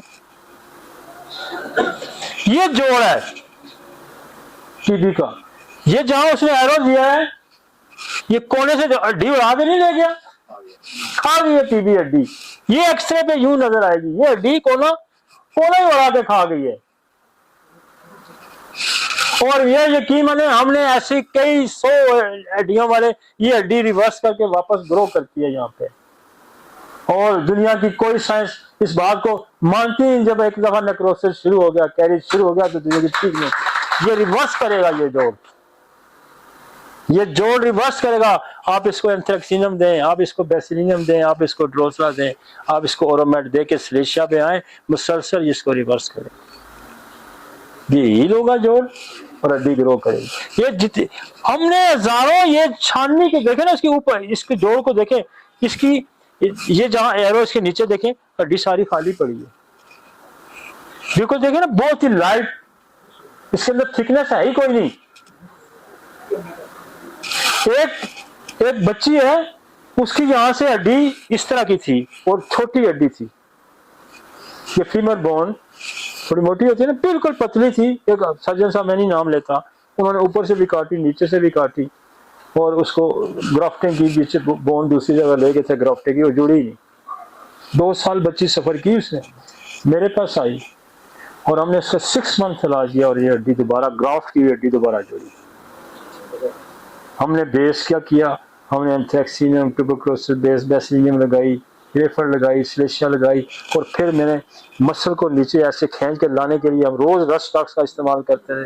मुझे 6 महीने लगे, इतना गैप दोनों तरफ सब जल्दी जॉइंट हो। तो हड्डियों में तो होम्योपैथी बड़ा कमाल की साइंस है, हर सिस्टम में कमाल की साइंस है, अगर आपको इस तरह से समझ के इलाज करें। आप इस तरह से देखा ना, कोना उड़ा हुआ, अक्सर आपके पास जोड़ जुड़े हुए आते हैं, ऑस्टियोफाइड जो निकलते, कुछ नहीं बीच में से खत्म हो जाता है। और मैं आपको दोबारा हम 2-2, 4-4, 6 महीने जब इलाज करते हैं तो पूरी लाइन दोबारा बनती है, हड्डी के अंदर स्ट्रेंथ आती है, जोड़ अपनी नई शेप लेता है। मसला पता क्या है? मसला मैं आपको बता रहा हूं। मसला ये है कि मैं ये केस अगर पब्लिश करता हूं तो 8 अरब आबादी को तो मैं नहीं देख सकता। हम अपने होम्योपैथ डॉक्टर को क्या ट्रेन कर रहे हैं कि आपके पास जब हम आपके पास जब केस आए तो आप इसको ठीक करने की सलाहियत रखते हो। अब मैं कहूंगा कि ये ठीक हो जाता है, कल जब मेरे किसी होम्योपैथ के डॉक्टर उसकी दस्तरस ही नहीं है, उससे तो ठीक ही नहीं होगा। लोग कहेंगे जी उसने तो कहा था ठीक होता है जिनसे। हम ये चाहते हैं कि हमारे लोग इन बातों को समझें। और इतनी समझ जो मैं आज बोल रहा हूं कि बहुत ज्यादा समझ की इसमें जरूरत है। सिंपल है ना, भूल भुलैया नहीं है ना, सीधे सीधे टारगेट है, आसान है, कोई मुश्किल नहीं है। और हम अपना ये सारे जिंदगी की एक्सपेरिमेंट हम भेज तो नहीं रहे ना किसी के साथ, हम सिर्फ ये कह रहे हैं कि आप इस पे अमल करें। अब ऐसे बीच में खबीस लोग हैं जो डिट्रैक्ट करेंगे लोगों को, जो सिर्फ होम्योपैथी को खाते हैं। उनका नाम क्या होता है? पैरासाइट। पैरासाइट कौन होते हैं? जिनकी अपनी कोई रोजगार नहीं होता। वो आप पेट के कीड़े हो गए, आपकी सर की जुएं होंगी, दूसरों पे असर करते हैं और उसको खाते हैं और फिर उसका नाम ही नहीं लेते। This is the parasite. मुझे तो नहीं खा रहे ना, होम्योपैथी को खा रहे ना, ये होम्योपैथी के पैरासाइट्स हैं। इन पैरासाइट से जब तक होम्योपैथी जान नहीं छुड़ाती है, हमारा पीछा कर कहां जाते हैं। वो बच्चा ग्रोथ ही नहीं करता जिसके पेट में कीड़े होते हैं। पेट में कीड़े क्या है? पैरासाइट। मलेरिया क्या? पैरासाइट। तो मैं जब बात करता हूं कि इन पैरासाइट से जान छुड़ाएं, अब मेरा लेक्चर जा रहा होगा ना, ये पैरासाइट को बीच में से बोलेगा ओ यार ये क्या ऐसे गुफ्तगू कर रहे हैं, मत करें ऐसा। कुछ आता नहीं है तो दूसरी का है ना। हम किसी के आगे अपना सिस्टम बेचने गए भाई, हम ये सिस्टम वो पुराना सिस्टम है जिसको खराब किया गया है। ये वो पुराना सिस्टम है क्योंकि उस वक्त के दौर के लोग, अनीमन उसके लोग सारे ये सारी पैथोफिजियोलॉजी जानते थे, उनको सब पता था। इनको पता कोई नहीं। इनको पता टीबी कैसे खाती है। ये इधर आके खड़े हो ना, बताएं मुझे। ये अब हम सिर्फ एक्सरे दिखाते हैं जी, हम सिर्फ एक्सरे दिखाते हैं, हम बताएं इसको क्या है। गाउट है तो उसका अंगूठा सूजा होगा ना, एक्सरे देखेगा दिस इज द गाउट। ये क्या है? ये जब देखेगा हड्डी खाई जा रही है तो उसको पता नहीं चलेगा क्या ये टीबी है। वो पस वाला देखेगा तो टीबी है। तो ऐसे डायग्नोसिस बनाते हैं, आके खड़े हो गए, हमें भी बताएं ना। ये देख के तो आगे काम चलाएंगे, लेकिन मैं नया टॉपिक पे होगा तो वो तो उनको पता ही कोई नहीं। हमने ऑटोइम्यून डिजीज हमने शुरू की यार, मैं जब से होम्योपैथिक आई, जब से होम्योपैथिक आई, किसी ने एज वाइज डिजीज पे कोई सीरीज देखी है? और मैं पहला आदमी हूं जिसने एज पे हमने पूरी सीरीज की। आपको ऑटो हेड टू टो किसी ने कोई इमरजेंसी की है? हमने की है। ऑटोइम्यून डिजीज किसी ने हमसे पहले की? आप तो लोगों ने लिखना शुरू, किसी ने की? हमने की है। ये हमने नहीं की, ये खुदा ने हमसे करवाई। वी स्ट्रांगली बिलीवर कि अल्लाह जिसको चाहे वो देखे, और हमने, खुदा ने हमें दिया, हमने लोगों तक पहुंचा दिया। हमने लोगों तक पहुंचा दिया। जितना जितना हमें मिलता जाता है हम पहुंचाते जाते। आज तो आपको मजा होगा ना कैसे टीबी हड्डी को खा दिया। जब आपको किसी बात का इल्म हो जाता है उससे बड़ा नशा ही कुछ नहीं। फिर आपको साथ साथ पता चल रहा है कि ये साथ साथ दवाइयां भी काम कर। आप यकीन माने टीबी की कॉम्प्लिकेशन आपको, बोन की तो मैंने सिलेसिया बताई है, आप फास्फोरस सिर्फ आर्सेनिक आयोडाइड को और इसकी टीबी के रिसोर्स को याद रखें, आप दुनिया में तहलका मचा दें। मैं मुल्तान में मैं एक केस रिपोर्ट करता हूं, मेरे पास तो सैकड़ों हजारों केस, मैं यहाँ फिल्में चला सकता हूं। मैं सोशल मीडिया पे तूफान बर्पा कर सकता हूँ, लेकिन जब वो लोग उमड़ के आपके पास आए तो आपने उनका साथ क्या करना है? ये रेवलेशन के लिए पूरी कोई टीम तैयार हो, जहां जहां बंदा पहुंचे उससे फायदा पहुंचा है ना। सही, हमारा मिशन ये है, हर क्लिनिक पे फायदा पहुंचना चाहिए, हर क्लिनिक पे फायदा पहुंचना। और ये कोई मामूली बात नहीं है बोन टीबी को ठीक करना, इसको आप मामूली बात ना समझें। 40 साल 20-20 साल आपको जब क्लिनिक में टीबी के जख्म मिलेंगे, आपको अंदाजा ही नहीं होगा कि लोग कितना सफर कर रहे हैं, आपको अंदाजा ही नहीं हो सकता लोग कितना सफर कर रहे हैं। और हमें जहां से खुदा ने दिया, हमने स्टडी की, हमारी सोच पैदा हुई और हमने फौरन उस पर पहले तजर्बे किए। मैंने कोई बात कभी भी आके यहाँ नहीं बताई जिस पे हमने एक्सपेरिमेंट नहीं किया। हमें लोगों ने कहा, जब मैंने क्लिनिक खोला ना, मेरा क्लिनिक जब मैंने पहली दफा खोला फुली कारपेटेड था, एसी लगा हुआ था, पहला क्लिनिक कारपेटेड क्लिनिक ISO 93 में सवाल ही नहीं पैदा होता। फुली को एयर कंडीशन था, कारपेटेड लगा हुआ था। तो मुझे लोगों ने कहा 2000 फीस रख, मैंने कहा नहीं 2000 नहीं रखने, पैसे नहीं कमाने, मरीज बनाने हैं, एक्सपेरिमेंट करने हैं, तजर्बात करने हैं और फिर लोगों को बताने हैं और फिर होम्योपैथी फैलेगी। हम पहले दिन से हम इस नजरिए के साथ चल, तभी तो हमें कहीं ना कहीं से हमें चीजें मिल जाती हैं। मेरा कहीं ना कहीं से, आप यकीन है नूर मोहम्मद की औलाद को नहीं पता था कि वो क्या करता रहा, मुझे पता है। मैं उससे कभी हाथ भी नहीं मैंने मिलाया। जिनकी कोख में जिस जन्म जिन्होंने लिखा उनको नहीं पता कि वो क्या कर गया। अच्छी बात है ना। कई नैनो टेक्नोलॉजी के आ जाते हैं, कई PhD कई आ गया। और टीबी का हमें समझाने वाले ऐसे कहा खुदा ने भेजा है, PhD ट्यूबरकुलोसिस आया उसने कर्ज बना ली। ये तो उस जात का करम है। जब आप उसके लिए लड़ते हैं, उसके लिए चलते हैं, फिर आपके लिए वो वसाइल बनाता है, आपके लिए अप्रोच, फिर आपका विजन पैदा करता है ना। ऐसे तो नहीं होता। फिर वो रास्ते आपको दिखाता है। चोरों को तो रास्ता नहीं दिखाता, नहीं दिखाता। और इल्म की चोरी नहीं हो सकती, इल्म की चोरी नहीं हो सकती। एक से दूसरा इल्म फैलता है। एक चिराग से हजारों चिराग जला सकते, उस चिराग को कोई फर्क नहीं पड़ता कि पड़ता है, कोई नहीं फर्क पड़ता। हमारे अंदर वो बखल नहीं है, कंजूसी नहीं है। और फिर खुदा आपको नवाजता है। मुझे क्या नवाजता है? मुझे नवाजेगा तो होम्योपैथी को नवाजेगा, होम्योपैथी को नवाजेगा तो इंसानियत की फलाह होगी, लोग ठीक होंगे, थोड़े पैसों में ठीक होंगे। क्या उसकी जात का हम एक होम्योपैथ डॉक्टर्स यकीन माने, हमारे मैट्रिक पास लोग हैं, FA पास लोग हैं, तो जो 18वें से 20वें गिरे से ज्यादा दिहाड़ी पैसे कमाते हैं, उन्होंने तो किए PhD करके जितने पैसे होम्योपैथी गली में बैठा हुआ क्लिनिक कमा लेता है। शुक्र करो अल्लाह का। ठीक है जी। आज आपको टीबी की बोन देख के मजा आया होगा। चलें जी।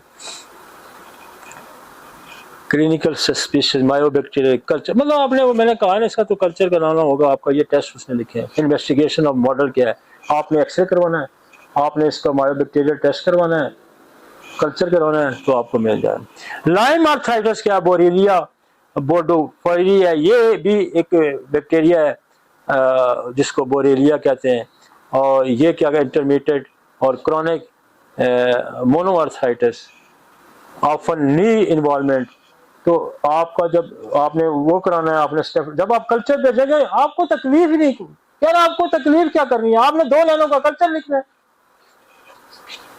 आपको आइडेंटिफाई होगी तो लैबोरेटरी आपको भेज देगी कि यार इसके अंदर स्टेफ्लो है, स्टेप्टो है, बिलोरिया है? मुझे क्या हल नहीं है? आपकी दिमाग सोची हमने खत्म कर दी।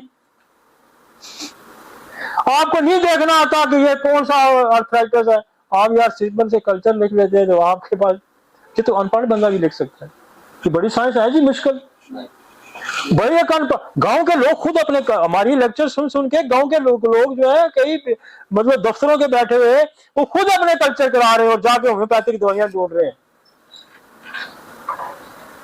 ये बैठा हुआ ना रिजवान, वो कहता जी 10-15%, 20% डॉक्टरों के पेशेंट्स हैं, बाकी ये 70-80% लोग खुद जाके स्टोरों से दवाइयां खरीद रहे हैं।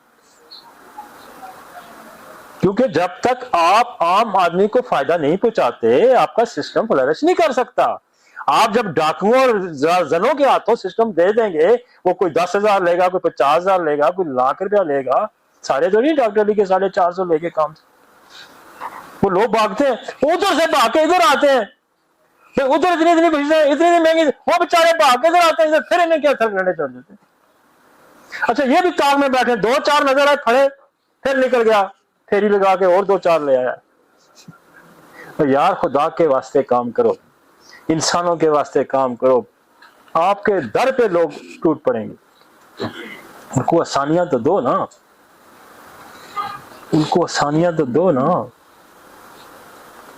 खुदा की कसम से अगर सही रास्ते पे भी काम करें, पैसे इतने ही मिले इससे ज्यादा कई गुना मिलेंगे, और वो जिधर जिधर पैसा जाएगा फायदा ही फायदा, फायदा। बात दफा आप हराम का पैसा कहीं कोई चीज ले आते हो, हर चीज भी खराब निकल आता है। आप बच्चा ही कोई आपका बिगड़ जाता है, उसका कौन जिम्मेदार है? क्यों जी? इस तरह ही है ना। इसका मतलब आपको खुदा पे यकीन नहीं। जब उसने कहा तुम्हें रिज़्क़ देने का ठेका मेरा है, फिर उस पर तकिया करे ना, रिज़्क़ देने का ठेका उसका है ना। तो फिर पहली बात में मुल्तान भी यही कहा गया कि रिज़्क़ का ठेका उसका है, तुम्हारा काम है मानव दयानदारी से काम कर, तुम्हें भूखा नहीं मरने देगा। जब भूखा मरने देगा तो फिर मेरा गिरबान पकड़ना, फिर अल्लाह का वादा ही नहीं है। ठीक हो गया जी। ये जो है ना transmission of bacteria, the case Lyme disease, ये इसका पूरा साइकिल दिया है। ये एक लंबा है, आपको इसको समझना, ये जानवरों में भी चला जाता है, बहरहाल इसका लाइफ साइकिल आ गया। आपने सिर्फ कल्चर करा के वो आपने वो निकाल लेना है कि ये कौन सा बैक्टीरिया है, लाइम डिजीज आपकी डायग्नोज हो जाएगी। चले जी, ये सारा वो साइकिल आगे चलते। लाइम डिजीज क्या है? Swollen painful joint and destruction. अब यहां से उसने फीवर निकाल दिया। Swollen painful joint and destruction, टूट फूट रेड भी नहीं। हाँ, रेड भी नहीं। अब बात यह है कि आप ये समझते हैं कि मैं देखे, हमें भी टिप्स पे है चीजें, लेकिन हम बार बार रिपीटेडली केस देख रहे हैं, हम बार बार रिपीटेडली केस। आपके पास तो जॉइंट का बंदा आता है, आप यार उसका टेस्ट करा लें, दौड़े छोड़े लंबे चक्कर में। आसान है ना, दिमाग ना खपाएं, थके ना। हमको आपको ये नहीं कहते कि आटा लो, फिर गूंद, फिर इसमें पानी डाल, फिर इसको पका, तो फिर हम तो पक्की पकाई आपको कहते हैं ये ले तो खा, तो फिर भी आप ना खा सके तो फिर लानत है। रोटी रख के फिर भी ना खा सके, फिर मैं क्या कर सकता? फिर अल्लाह क्या कर सकता है? फिर हनीमन क्या कर सकता है? फिर उन बेचारे जो अंधे हो गए किताबा लिख रहे वो क्या कर सकते हैं? आगे चलते हैं जी। फंगल आर्थराइटिस क्या है? Slowly progress. अब फंगल आस्ते आस्ते लगता है और साथ साथ see in the immunocompromised and post surgical लोगों में होता है। इसको हम पहले भी fungal arthritis inside onset indolent course generally mild inflammation pattern similar to TB की तरह का पैटर्न है, टीबी से मिलता जुलता है। कॉजेटिव एजेंट क्या है? ब्लास्टोमायोसिस है, कैनाडिडा है, और भी उसने बहुत सारे लिख दिए हैं। कोक्सीडोमियोसिस है, स्पारोट्रायोसिस है, क्रायोटोसिस है, हिस्टो, लेकिन मोस्ट कॉमनली जो हमें मिलता है वो एस्परगिलस मिलता है और कैनाडिडा। ठीक है जी। डायग्नोस्टिक वर्कअप क्या? सिनोवियल फ्लूइड एनालिसिस है, सिनोवियल फ्लूइड एनालिसिस है, उसमें भी है, इसमें फाइंडिंग बैक्टीरिया। अब वो कहता है डायग्नोस्टिक वर्कशॉप, सिनोवियल फ्लूइड को आपने कल्चर कराना, आपने कुछ नहीं करना, आपने सिरिंज नहीं मारनी, आपने लिखना है कि इस जोड़ के अंदर कल्चर सिनोवियल फ्लूइड, तो जाके खुद लेबोरेटरी वाला काट के देगा, आपको यह भी तकलीफ नहीं करनी है।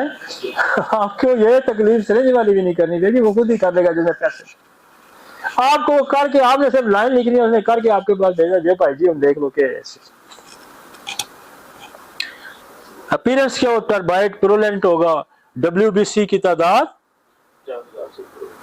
है 50,000। अच्छा, इन्फेक्शन को आइडेंटिफाई करने के लिए एक आसान तरीका भी बड़ा है। आप ब्लड CPP कराएंगे तो WBC रेज होते हैं, इसका मतलब इन्फेक्शन फिर फर्दर। लेकिन हम डायरेक्ट इन्वेस्टिगेशन में जाएंगे, हम वो टाइम भी नहीं जाया करते, हम डायरेक्ट सेनिवल फ्लूइड लेंगे, हम डायरेक्ट से जान छूट गई। ग्राउंड स्टेंट पॉजिटिव 60% आते हैं, कल्चर कोल्ड स्टैंडर्ड ठीक हो गया जी। ब्लड टेस्ट है, CBC है, ECR है, CRP है, एलिवेटेड बट नॉन स्पेसिफिक। पहला जब आप CBC कराएंगे तो WBC रेज होंगे, ESR रेज होगा और CRP टेस्ट होता है आजकल इन्फेक्शन का कराते हैं, CRP रेज होता है तो इसका मतलब है अंदर कोई इन्फेक्शन। ये असल में पता क्या है, आप फौरन CBC करवा लेते, उसका फायदा यह है कि घंटे 2 में आपको रिपोर्ट मिल जाती है। जब आप कल्चर कराते हैं तो उसको 30-40 घंटे लग जाते हैं ना। तो अब इमीडिएटली अप्रोच जब आप देखते हैं कि CBC मैंने करवाया, ESR मैंने करवाया, ये रिपोर्ट फौरन मिल जाती है। बंदे को आया, आपने देखा कि आपने सिम्टोमोलॉजी ट्रीटमेंट दिया, साथ ही कहा शाम को रिपोर्ट लेके आ जाओ। CBC करने से आपका बहुत सारा एलिवेटेड है तो आपको शक हो जाना चाहिए कि नहीं यार इसका मतलब है कि बैक्टीरियल इन्फेक्शन है, फिर आपने इन्वेस्टिगेशन से प्रूफ की देखी, ठीक हो गया उसका टाइम, फिर एक्स भी फौरन रिपोर्ट आ जाती है। जब आप इसे देखते हैं TB है, खाया हुआ है तो TB देखें, एक्सरे देखें, उससे आपका खूबसूरत इमेज जाएगा मरीज पे, उससे आपकी डायग्नोसिस बनेगी। आपसे पहला टेस्ट जो लिखते हैं लोग वो क्या लिखते हैं, CBC एक्सरे, ये लिखते हैं फौरन डायग्नोसिस एक्सरे, उसी से जाओ मतलब आजकल तो 5 मिनट में फिल्म आपके हाथ में पकड़ाई होती है। कल्चर तो लेट आएगा ना, आप ट्रीटमेंट स्टार्ट कर दें। अल्ट्रासाउंड है, जॉइंट ऑफियन है, MRI help detect the adjacent osteomyelitis. हो गया जी। नेक्स्ट स्लाइड, आगे चलते हैं जी, एंटीबायोटिक को छोड़ें जी, आगे चलते हैं, आगे चलें जी। कॉम्प्लिकेशन थोड़ा देखते हैं। रैपिड कार्टिलेज डिस्ट्रक्शन, आपकी जो पंजाबी में कहते हैं ना मुर्कनी हड्डी, वो जो कार्टिलेज बोन होती है, जो कुशनिंग होती है, जो जिसमें थोड़ी सी ये जैसे कार्टिलेज बोन है जो होता है, इसकी डिस्ट्रक्शन, जब इसकी डिस्ट्रक्शन होगी तो जो हार्ड बोन है यूं आपस में फ्यूज हो जाएगी तो मूवमेंट खत्म हो जाएगी। अक्सर जोड़ आते हैं फ्यूज हुए, आप एक लाइन स्पेस बड़ी हड्डियों के अंदर होती है, जब आप जोड़ देखते हैं, जब जोड़ नीचे बैठा हुआ किसी जगह पे, इसका मतलब कार्टिलेज वहां से उड़ गई, कनेक्टिव टिश्यू वीक हो जाते हैं। जॉइंट एनक्लोजिंग, देखिए एनक्लोजिंग क्या होता है, ये एक और बड़ी लंबा मसला है। एनक्लोजिंग, आपके जो जोड़ हैं वो फ्यूज हो गए, उनके अंदर जो मूवमेंट है वो खत्म हो गया, इसको कहते हैं बम्बू स्पाइन। बांस के ऐसा निशान नजर आता है, बांस के अंदर लचक नहीं होती।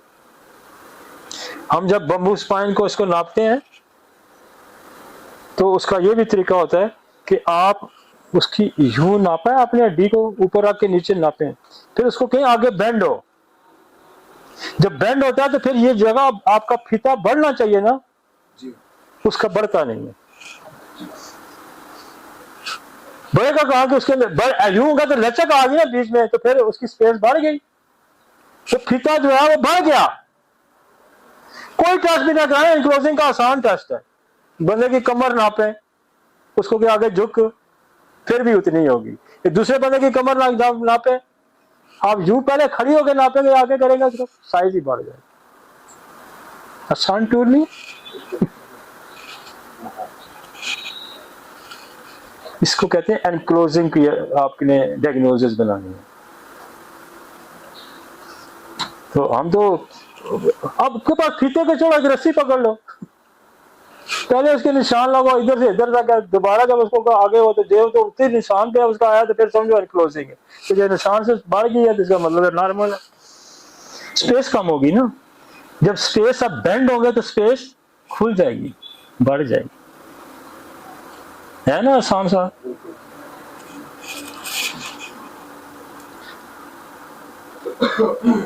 ग्रोथ प्लेट्स डैमेज हो जाती है in children, joint enclosing joint जो है उसके अंदर लचक खत्म हो जाती है।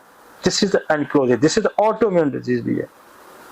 लेकिन जब आपके जोड़ खाए जाएंगे, जब आपकी कुशनिंग खत्म हो जाएगी तो फिर स्पेस फ्यूज हो जाएगा। आगे चलें जी।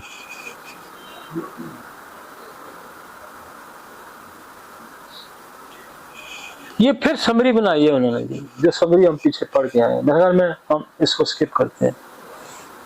समरी टेबल है ये, बैक्टीरियल, एक्यूट, मोनो, ये पूरा उसने दोबारा एटियोलॉजी क्या है, बैक्टीरिया, स्टेप है बोनोकाई, टीबी, लैम्जी, फंगल, ये कॉजेस उसने साइड पे लिख दी हैं। क्या बैक्टीरिया, कौन सा स्टेप जो हमने पढ़े, gonorrhoea, TB, Lyme and fungal, ये ऐसा याद करना है आपने। ऑनसेट क्या करते हैं, एक्यूट क्रोनिक, अब उसने वो भी आगे लिख दिया, बैक्टीरिया एक्यूट भी करता है, मोनो भी करता है, और की फीचर क्या है, सीवियर पेन, फीवर, प्यूलेंट होता है, तो ये उसने स्टेजेस भी आगे लिख दी। मजा आ गया जी, नहीं आया? और suspected septic arthritis in acute monoarthritis, clinical algorithm summary जो है उसने क्या है, परफॉर्म अर्जेंट जॉइंट एस्पिरेशन। हाँ, उसने ये कहा कि आप अपना इलाज कराने से पहले उससे टेस्ट करा लें कि आपको कंफ्यूज, जब कोई एंटीबायोटिक लग जाती है, अगर कोई एंटीबायोटिक खा के भी आया तो फिर उसका फौरन आपने टेस्ट नहीं कराना, आप बेशक अपना इलाज, हमारी जो दवाइयाँ वो बैक्टीरिया को डिफरेंट टाइप से मारती हैं, तो आप जब उसका वो आप नक्सवामिका दे के बंदे को भेज दें और अगले हफ्ते उसका टेस्ट करा दें, ठीक है, 7 क्लास को दे दें, उसको कहें ट्रीटमेंट आपका शुरू हो गया, साथ ये टेस्ट कराएंगे तो हम बाकायदा से ट्रीटमेंट शुरू है, मरीज बड़ा खुश हो जाता है कि आपको हम शॉर्ट ट्रीटमेंट देना शुरू कर देंगे, आपने ये एक्सरे करा के ले आओ, ये करा के ले आओ, मरीज भी खुश हो जाता है, मेरे डॉक्टर ने मुझे कुछ टेस्ट लिख दिए हैं, साथ दवाई भी दे दी है, उसको कहें असल वाली डायग्नोसिस जो है बाद में, मरीज को कॉन्फिडेंस में रखें, जब भी हम आपको उसका दे रहे हैं इमीडिएटली, लेकिन ये आपका प्रॉपर ट्रीटमेंट नहीं, आप ये चीजें ले आए फिर हम आपको, वो अगली दफा आएगा तो डायग्नोसिस देनी पड़ेगी। Second for gram stand culture WBC ESR, ये वो टेस्ट स्टार्ट एम्पेरिक वो छोड़ें, ब्रेन जॉइंट एस्पिरेशन, और ये आर्थोस्कोपी भी होती है इसकी, और टेलर बिगनिंग फिजियोथेरापी वगैरह वो छोड़ें जी, इसको छोड़ें, आगे। अच्छा, लैम डिजीज वैसे हम पढ़ गए हैं, लेकिन मैंने आपको लैम डिजीज की रेपर्टी यहाँ डाल दी। मैं तो पहले तो मैं दवाइयाँ उस तरह बता दूँ ना, मैं आपको रेपर्टी का वो पूरा पेज मैंने उठा के यहाँ लगा दिया। ये किसकी रेपर्टी है, मर्फी की। इसमें जरा दवाइयाँ देखें, ये है बोरीलिया, ब्लॉक प्लेटर है, बोल्ड है ना, बोल्ड है, और कौन सी बोल्ड है, लीडम है।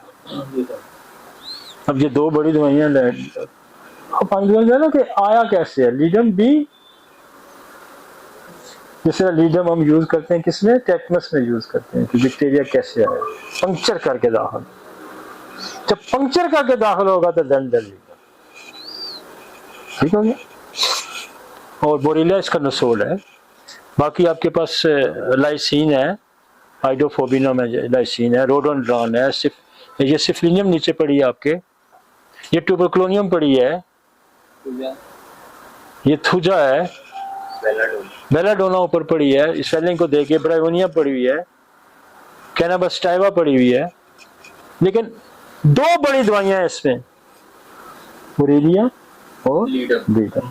हमने रेपर्टी का इंडेक्स उठा के लगा दिया, ठीक है जी। कि वो लोग ये रेपर्टी नहीं जानते, हम रेपर्टी भी जानते हैं, लेकिन आप उसका इस्तेमाल के भी तरीके हैं। अब उसने एक मिनट वापस लाएंगी, 1 2 3 4 5 6 7 8 9 लाइनें हैं, 1 2 3 4 5 6, 1 2 3 4 5 6 7 8 मेडिसिन, 7 चलो गए, और लाइनें कितनी है, 9 7 9 63 मेडिसिन उसने लाइम डिजीज थे। लाइम डिजीज का अपना नाम ही पहली दफा सुना, लोगों ने तो काम किए हैं भाई मेरे, ये हमारी आंखें की एक्सेस नहीं है, हमारे पास एनर्जी नहीं है देखने वाली, तो हम क्या कर सकते हैं, हमने आपको ये दिखाया है। चलें जी आगे चलते हैं। इसी का अगला हिस्सा एक्यूट सिम्टम्स हैं, क्या है वो दवाई पक्की जा रही है आपके पास, वो पड़ी है, लीडम भी पड़ी है, हाइपेरिक भी, क्रॉनिक में देखें फिर वो पड़ी है, फिर और दवाइयां रोस्टॉक्स वगैरह भी आ गई, लिम्पिंग, ये तो आगे चलते हैं। अब मैंने आपको कहा था कि जो गोनोरियल इन्फेक्शन है ना, उसमें shift one joint to other joint, one, हमने पूरी रेपर्टरी, जनरल रेपर्टरी मैंने उठा के वार्निंग पैन की लगा दी है, देख लो। और हम ये बड़ी बड़ी कोल्चिकम, काली बिच, काली कार, कालमिया, ये मैं बोल भी गया हूँ काफी सारी, लेग कैन, पल्स, ये सारी शिफ्टिंग वार्निंग, पल्स बड़ा अच्छा कर दिया, सप्रेशन, काली बाइक्रोपियम, छोटे छोटे जोड़ पकड़ती जाएगी, colchicum, colchicum is a great medicine जिन जॉइंट पेन के लिए, इसका भी अग्रेशन चलने से बढ़ता है, इसका चलने का ब्राइनिया से बढ़ता है, चलने का इससे बढ़ता है, तो बड़ी मजे की दवाई है। और शिफ्टिंग दवाई में एक और भी थी, वो जो थी स्टिलेरिया, इसमें पता नहीं है ये नहीं है ना, स्टिलेरिया, स्टिलेरिया मेरा क्लिनिकल एक्सपीरियंस है, उसमें लिखा हुआ है शिफ्टिंग डिजीज, शिफ्टिंग स्टिलेरिया, STE स्टिलेरिया, हाँ इसमें मिस है वो।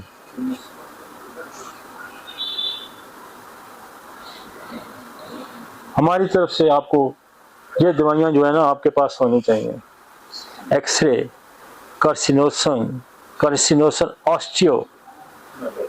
Osteoarthritis, tuberculinum resistance, drosera, streptococcus, staphylococcus, aspergillus, borrelia, ऑरोमेट, स्लेशिया। आप जब जोड़ों का दर्द है, जो 30 दवाइयां आपके क्लिनिक पे कम अज कम होनी चाहिए,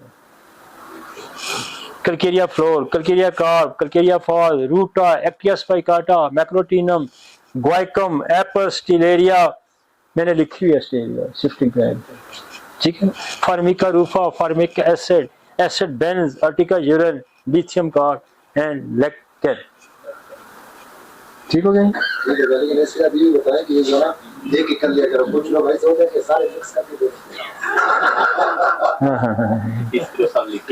जब आप मिक्स करेंगे ना तो फिर किसी एक चीज का टेस्ट नहीं होगा, फिर खिचड़ी होगी।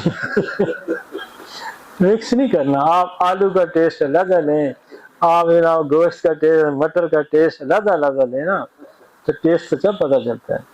और